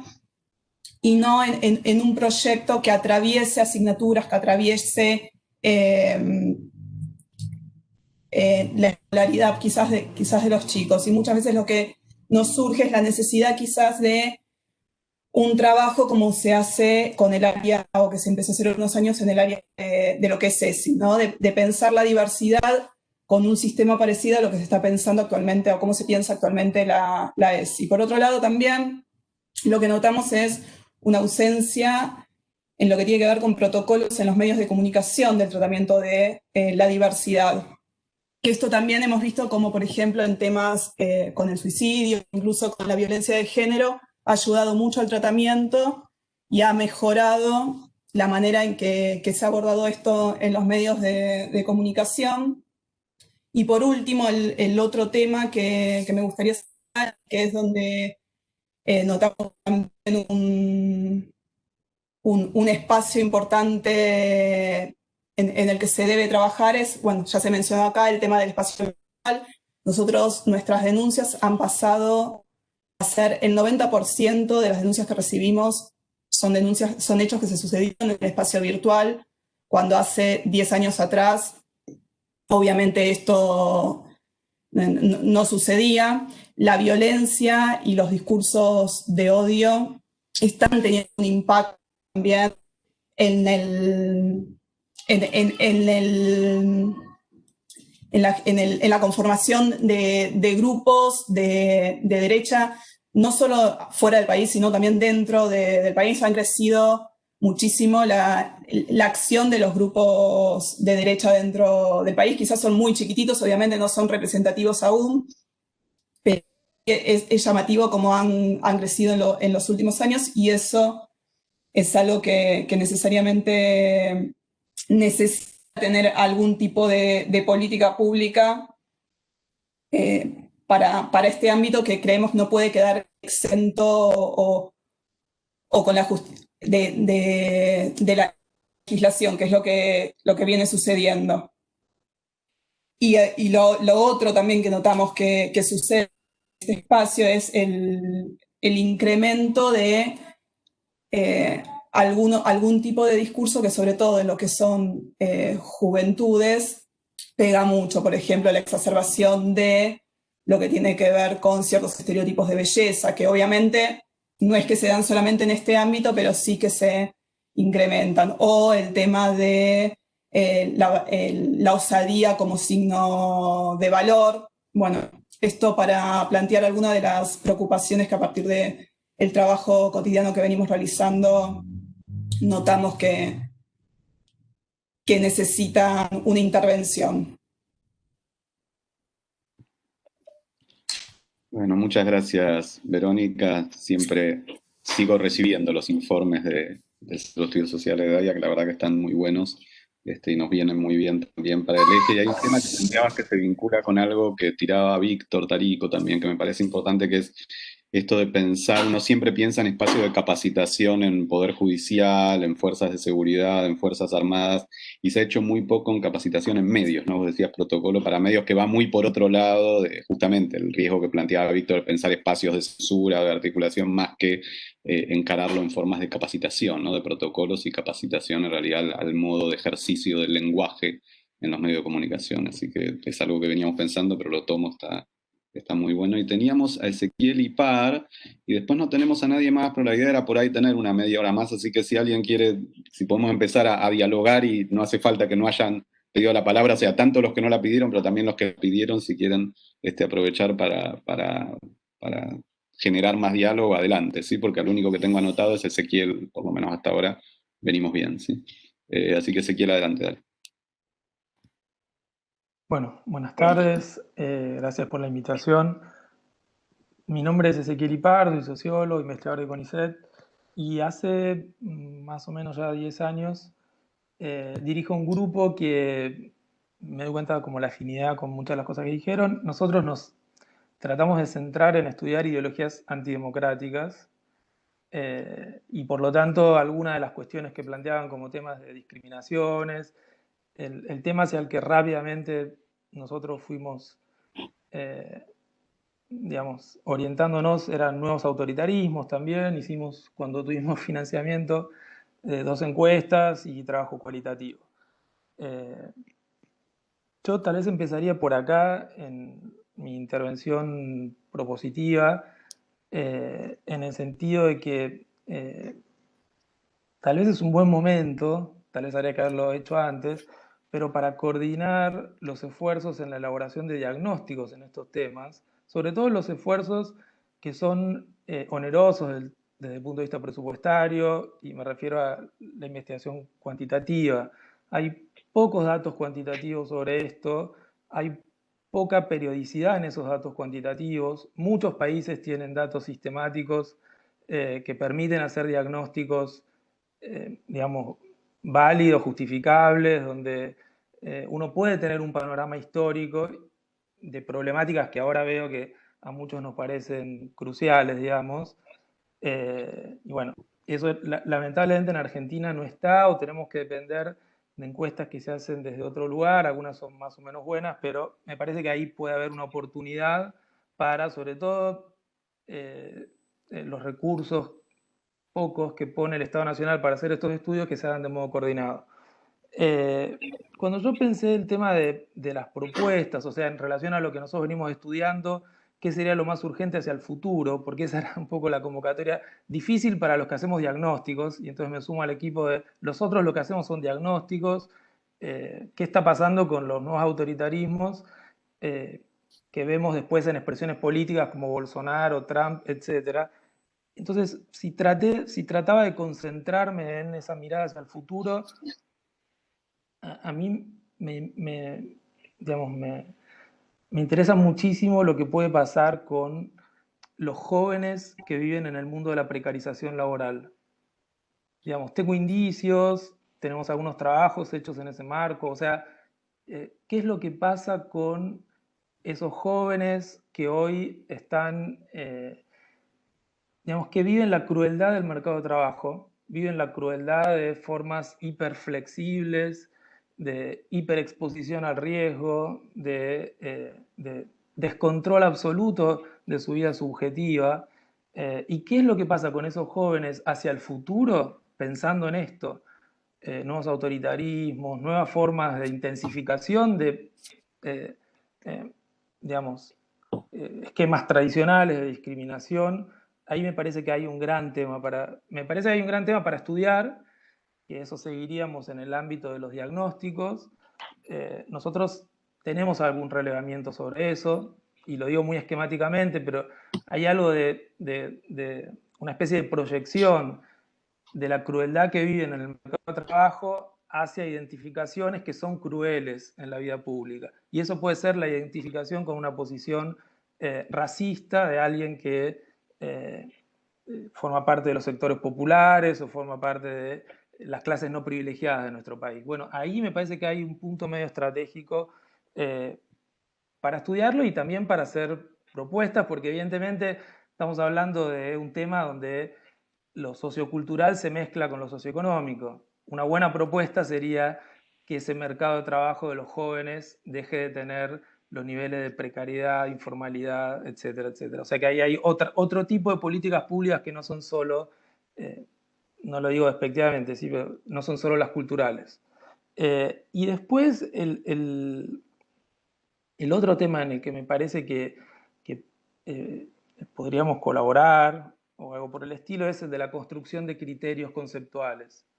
Me parece que cada uno viene con perspectivas que son afines, obviamente cada uno tiene su marco teórico,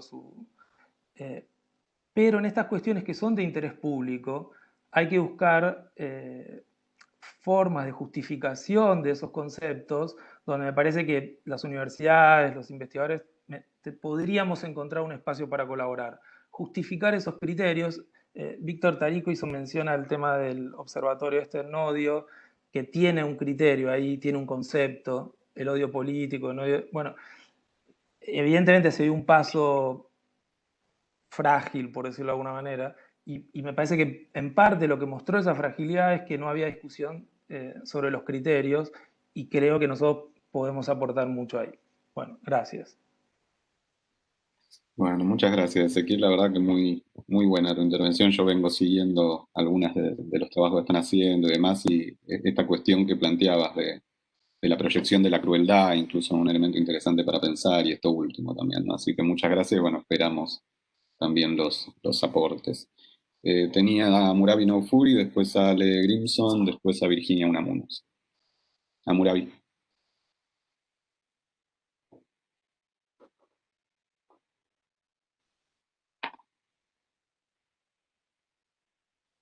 ¿Me escuchan? ¿Me escucha? Sí.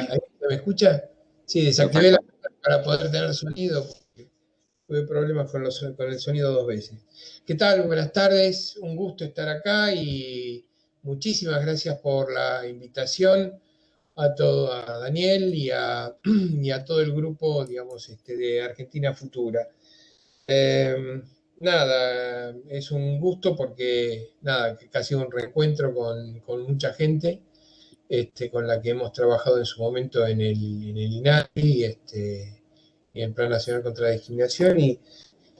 Y fundamentalmente, bueno, presentarme, yo soy historiador del arte, me dedico hace mucho tiempo, digamos, a la cuestión de historia de las culturas, dirijo el doctorado en diversidad cultural de la UNTREF, y con Daniel dirigimos el Instituto de Artes y Ciencias de la Diversidad Cultural, y ahora también dirigimos la cátedra UNESCO y Sociología de la Diversidad Cultural Argentina.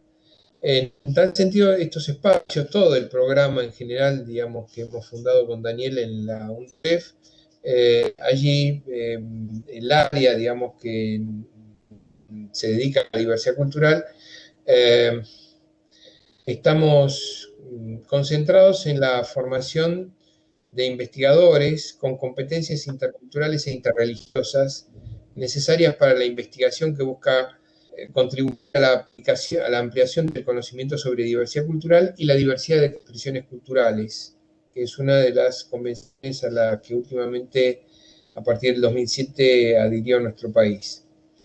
En el campo de la investigación, nos hemos centrado en el área de diversidad cultural sobre cómo identificar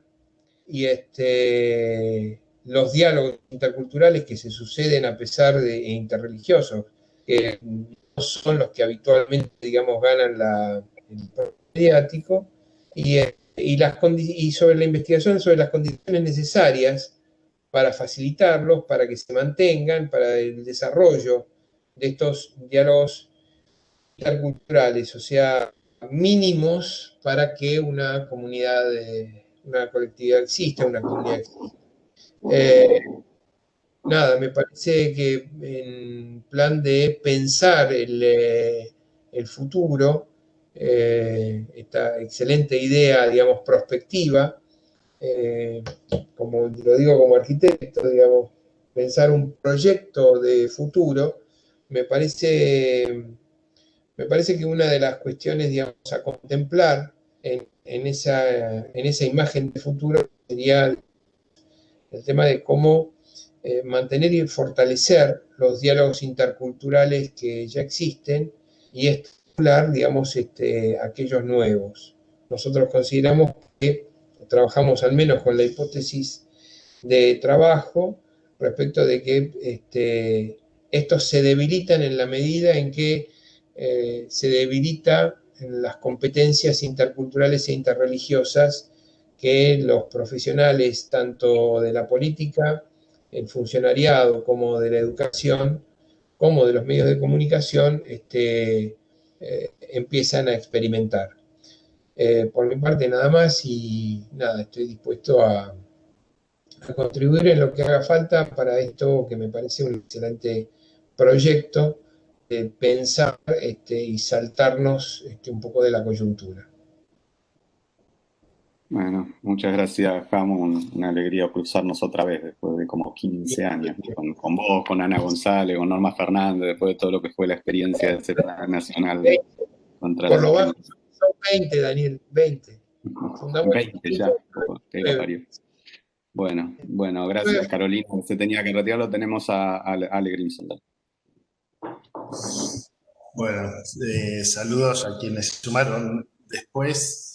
La verdad que escuchando, empecé a pensar estas cuestiones de los escenarios posibles a largo plazo y me parecía que uno podría pensar de manera muy esquemática, ¿no? Es lo que pude pensar en este ratito nomás. Pero de manera muy esquemática respecto a este eje, uno podría pensar que hay un escenario claramente deseable y un escenario claramente indeseable o peligroso, riesgoso, y bueno, y puede ser que la realidad se acomode en algún punto intermedio, pero digamos, ¿qué quiero decir con esto? Quiero decir, quienes hace muchos años trabajamos sobre el tema de xenofobia, discriminación, racismo, misoginia, violencia, etcétera, etcétera, etcétera, por lo menos muchos empezamos en algún momento de los años 90, cuando creo que había un paradigma implícito quizá, que era que había una democracia incompleta, en el sentido de una democracia que no llegaba a todas y todos, que no llegaba a las diversidades, que no tomaba en cuenta desigualdades vinculadas al racismo, a la discriminación, etc. Creo que esta agenda sigue presente en un plano, es decir, si nosotros que creo que compartimos las convicciones principales, que es que quisiéramos vivir en una democracia mucho más profunda, mucho más participativa y con reconocimiento a todas y a todos en función de quienes sean, sin importar ningún tipo de desigualdad o discriminación. Si uno pensara en una convivencia de ese tipo, como la que imaginamos, en una diversidad vibrante, en una interculturalidad vibrante, estaría como en un escenario que es por lo menos el utópico, que siempre sirve para pensar y para hacer políticas públicas. Y por el otro lado, creo que hay algo que pasó, que es esto que está claro, digamos, en todo lo que ustedes dijeron, en lo que dijo Daniel, etcétera, que son los nuevos autoritarismos, o como lo querramos llamar, digamos, pero todos sabemos de lo que estamos hablando. Como bien dijo, creo que fue Ezequiel Ipar, u otro colega, obviamente la dinámica que puedan cubrir los nuevos autoritarismos depende de múltiples factores, inclusive obviamente de dinámicas económicas, geopolíticas, etcétera, que no tienen que ver con las políticas públicas que podemos discutir en este eje. O sea que hay una serie de variables que obviamente exceden, pero sí querían decirles que esa cuestión epistemológica que vemos en la vida universitaria, que es que las fronteras de las disciplinas son difusas y hay cosas que superponen, es lo mismo que pasa en la epistemología ministerial de gobierno, es decir, los ministerios se supone que tienen cosas específicas, pero en realidad hay muchísima, o debería haber mucha actividad interministerial, porque hay muchos temas que están solapados, etc. Entonces, yo creo que las cosas que ustedes están planteando, que tienen que ver con las cosas, las políticas públicas que desde el área de cultura, de educación, de comunicación, de algunos ministerios, obviamente las cuestiones de discriminación, de justicia, de derechos humanos, de seguridad. O sea, creo que acá se plantearon cuestiones de políticas públicas que seguro que atañen a todas esas áreas, muchas de las cuales son de rango ministerial, ¿no? Y otras que no estoy mencionando seguramente, pero lo que quiero decir es, creo que una forma que quizás no sirve esto que estoy diciendo y hay que descartarlo y elegir otro camino, pero quizás una forma es, desde esas áreas que no incluyen al Ministerio de Economía, claramente, que no incluyen a otras áreas, desde esas áreas, ¿qué cosas, cuáles son los grandes lineamientos y los pequeños lineamientos? Las grandes medidas y las pequeñas medidas que pueden contribuir a evitar el peor de los escenarios en la Argentina, teniendo en cuenta las particularidades argentinas que tienen que ver con su tradición específica de derechos humanos, etcétera, etcétera, etcétera, y cuáles son las grandes medidas y las pequeñas medidas para fortalecer las chances y las posibilidades y potenciar el escenario deseable que es una sociedad más democrática, con niveles de convivencia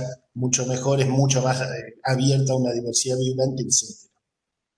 ¿no? Y eso puede estar vinculado a muchos ministerios.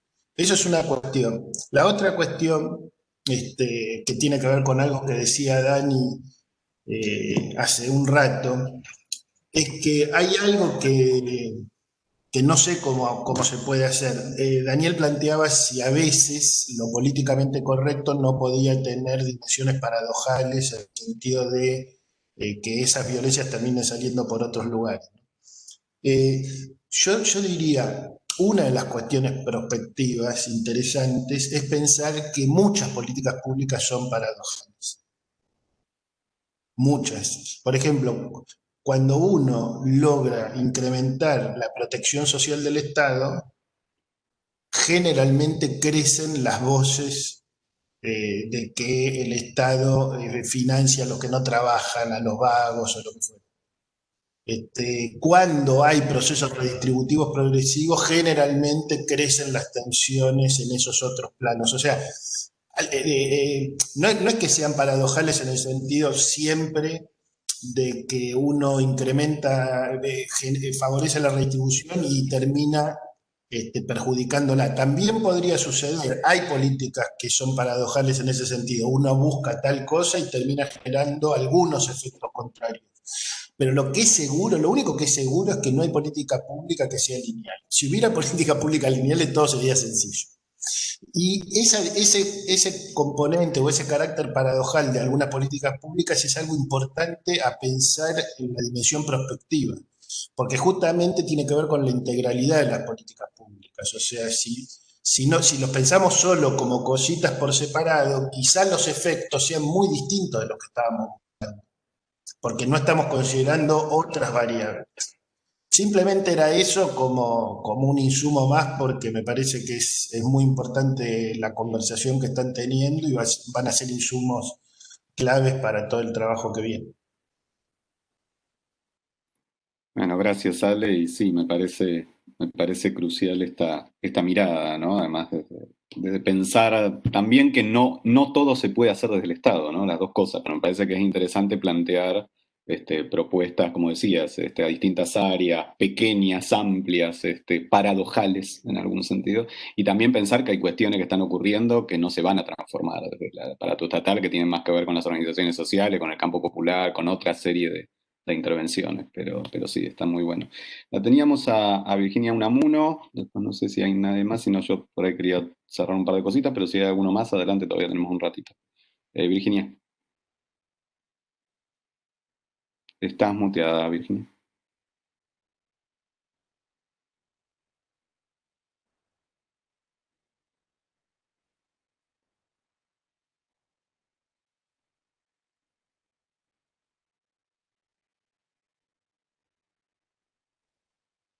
Ahí estás. A ver. No.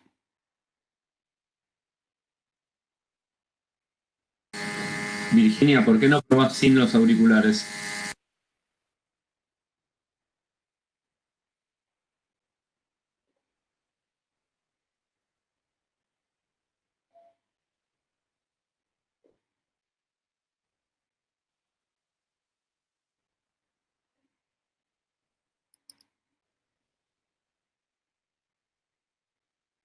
¿Ahí se escucha o no? Ahora sí. Ah, buenísimo. No, mi nombre es Virginia y soy coordinadora del Centro de Estudios del Lenguaje en Sociedad de la Universidad Nacional de San Martín. Y quizás la UNSAM me invitó, creo, a participar acá porque quizás nosotros trabajamos sobre las cuestiones del lenguaje en relación con acceso a derechos. Y es un tema, un eje que es visto como transversal, pero muchas veces no es tenido en cuenta en relación con procesos de discriminación, pero que tienen al mismo tiempo un rol fundamental, ¿no? El rol del lenguaje en acceso a los derechos fundamentales, sea la educación, la salud, la justicia, la información, ¿no? Y bueno, un poco nuestra propuesta va a ir en este sentido, ¿no? En tomar en cuenta el eje del lenguaje en relación con el acceso. Nosotros trabajamos en relación con la formación de, por ejemplo, peritos traductores indígenas bilingües para el acceso a la justicia, o acompañamiento de los agentes sanitarios bilingües para el acceso al sistema de salud, En el campo de la educación trabajamos con proyectos sobre educación bilingüe, tanto en el caso de personas indígenas como personas migradas, y en evaluación y diagnóstica sobre el rol del lenguaje en los procesos educativos y la falta de consideración de lenguas que sean distintas al español en la exclusión y la discriminación. No solamente de otras lenguas, también de variedades del castellano estigmatizadas, como son las que hablan los sectores populares, ¿no? Entonces me parece que nuestra va a ir un poco a llamar la atención sobre considerar este eje que, por un lado, es transversal porque vincula a poblaciones indígenas, poblaciones migradas y también la cuestión, como ustedes saben, del lenguaje inclusivo y la relación con la cuestión de género, pero también en relación con los sectores populares y el rol que juega el lenguaje en la discriminación, el racismo y la exclusión, ¿no? Tenemos como esta idea de, no sé, yo llamo la ficción de la Argentina nación monolingüe y estamos todos como cómodos con esa idea, y en Argentina hay mucha gente que habla otros idiomas y están excluidos de muchos derechos justamente porque no hay ninguna política pública que reconozca justamente los derechos lingüísticos como parte de sus derechos humanos, ¿no? Es nuestra propuesta. Bueno, muchas gracias, Virginia. La verdad que es un tema central en su momento. Recuerdo que lo habíamos planteado en el Plan Nacional contra la Discriminación. Es cierto que mucho no se avanzó y sigue siendo un tema central. ¿Sí? Así que gracias. Norma Fernández la tenía para cerrar. Norma, estás muteada.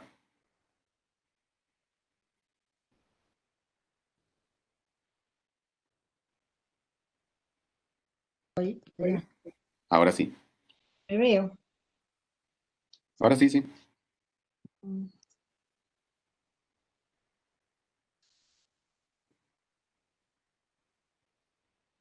Acá está. ¿Allí se escucha? Sí, sí. No. No, no. Te escuchamos, Norma, dale. No. Parece que ella no nos escucha, Daniel. No. No.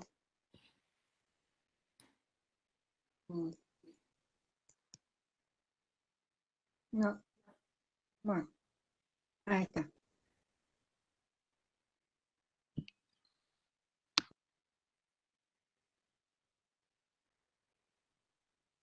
Bueno, parece que... Norma, ¿nos escuchás vos? No, no, no. Yo tampoco. Bueno, no importa. Sigan ustedes. Era solo para presentarme. Una pena porque nosotros te escuchábamos, pero parece que vos no. Pero ahora no. Nosotros te escuchamos perfecto. Ah, ustedes me escuchan. Ah, bien. No había entendido. Perfecto.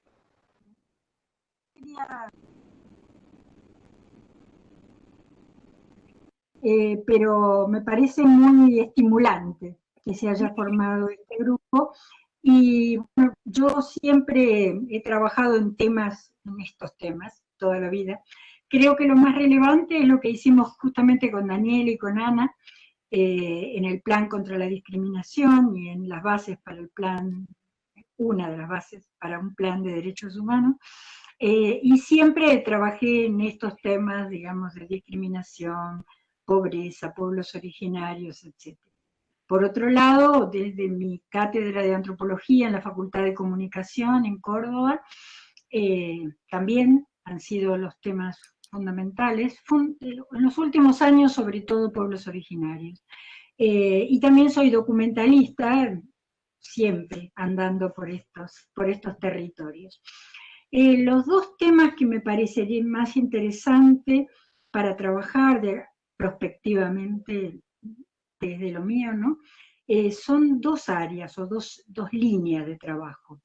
Una ligada al tema salud es el de la epidemiología comunitaria, una iniciativa de alguien que Daniel conoce muy bien, de Gianni Tognoni, que es además el secretario del Tribunal Permanente de los Pueblos, un médico sanitarista, que plantea básicamente la epidemiología comunitaria, es esta manera de poder ver la salud no como la enfermedad que tratan, digamos, la medicina hegemónica, sino desde las necesidades y sobre todo miradas de la gente y propuestas de la gente.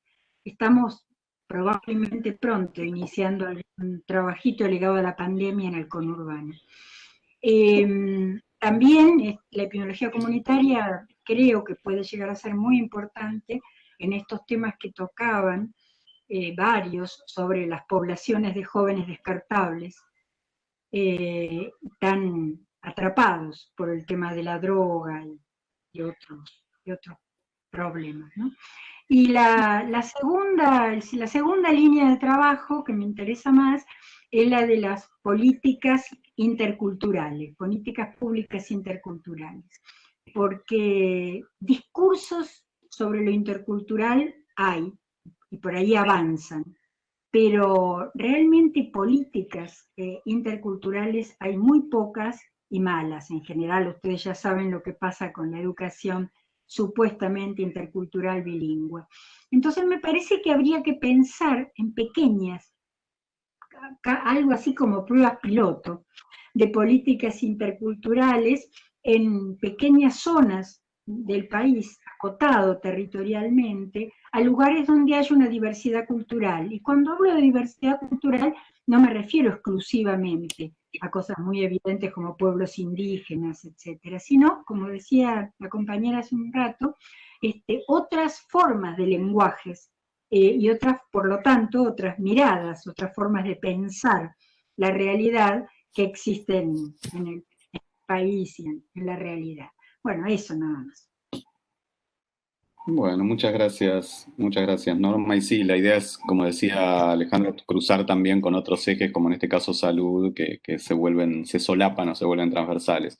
Yo, porque ya estamos sobre la hora, simplemente agradecerles a todos y por ahí me adelanto un poco, no sé, Ale, si querías plantear algo vos, pero la idea es que esto sea un punto de partida, no un punto de cierre. Esto es, estamos más o menos apurados para poder incluir algunas de las cuestiones que ustedes están trabajando, que nos pueden mandar en un primer informe, pero que esto, la idea es que pueda comenzar a abrir un intercambio, un debate, que pueda, no es que esto termine acá, digamos, ¿no? Entonces, en ese sentido, me parece que la verdad que agradecerles mucho y sobre todo que nos hagan llegar muchas de las cuestiones, algunas me las hicieron llegar, otras no, que son súper interesantes y muy atinentes, muy atinadas a este eje que muchos de ustedes están trabajando. Así que nada más agradecerles muchísimo por el tiempo y la colaboración y espero que nos sigamos viendo en este espacio, ¿no? No sé si vos, Ale, querías plantear algo más o Nahuel, si no, simplemente agradecer. Agradecerles y un saludo muy grande a todos y todas.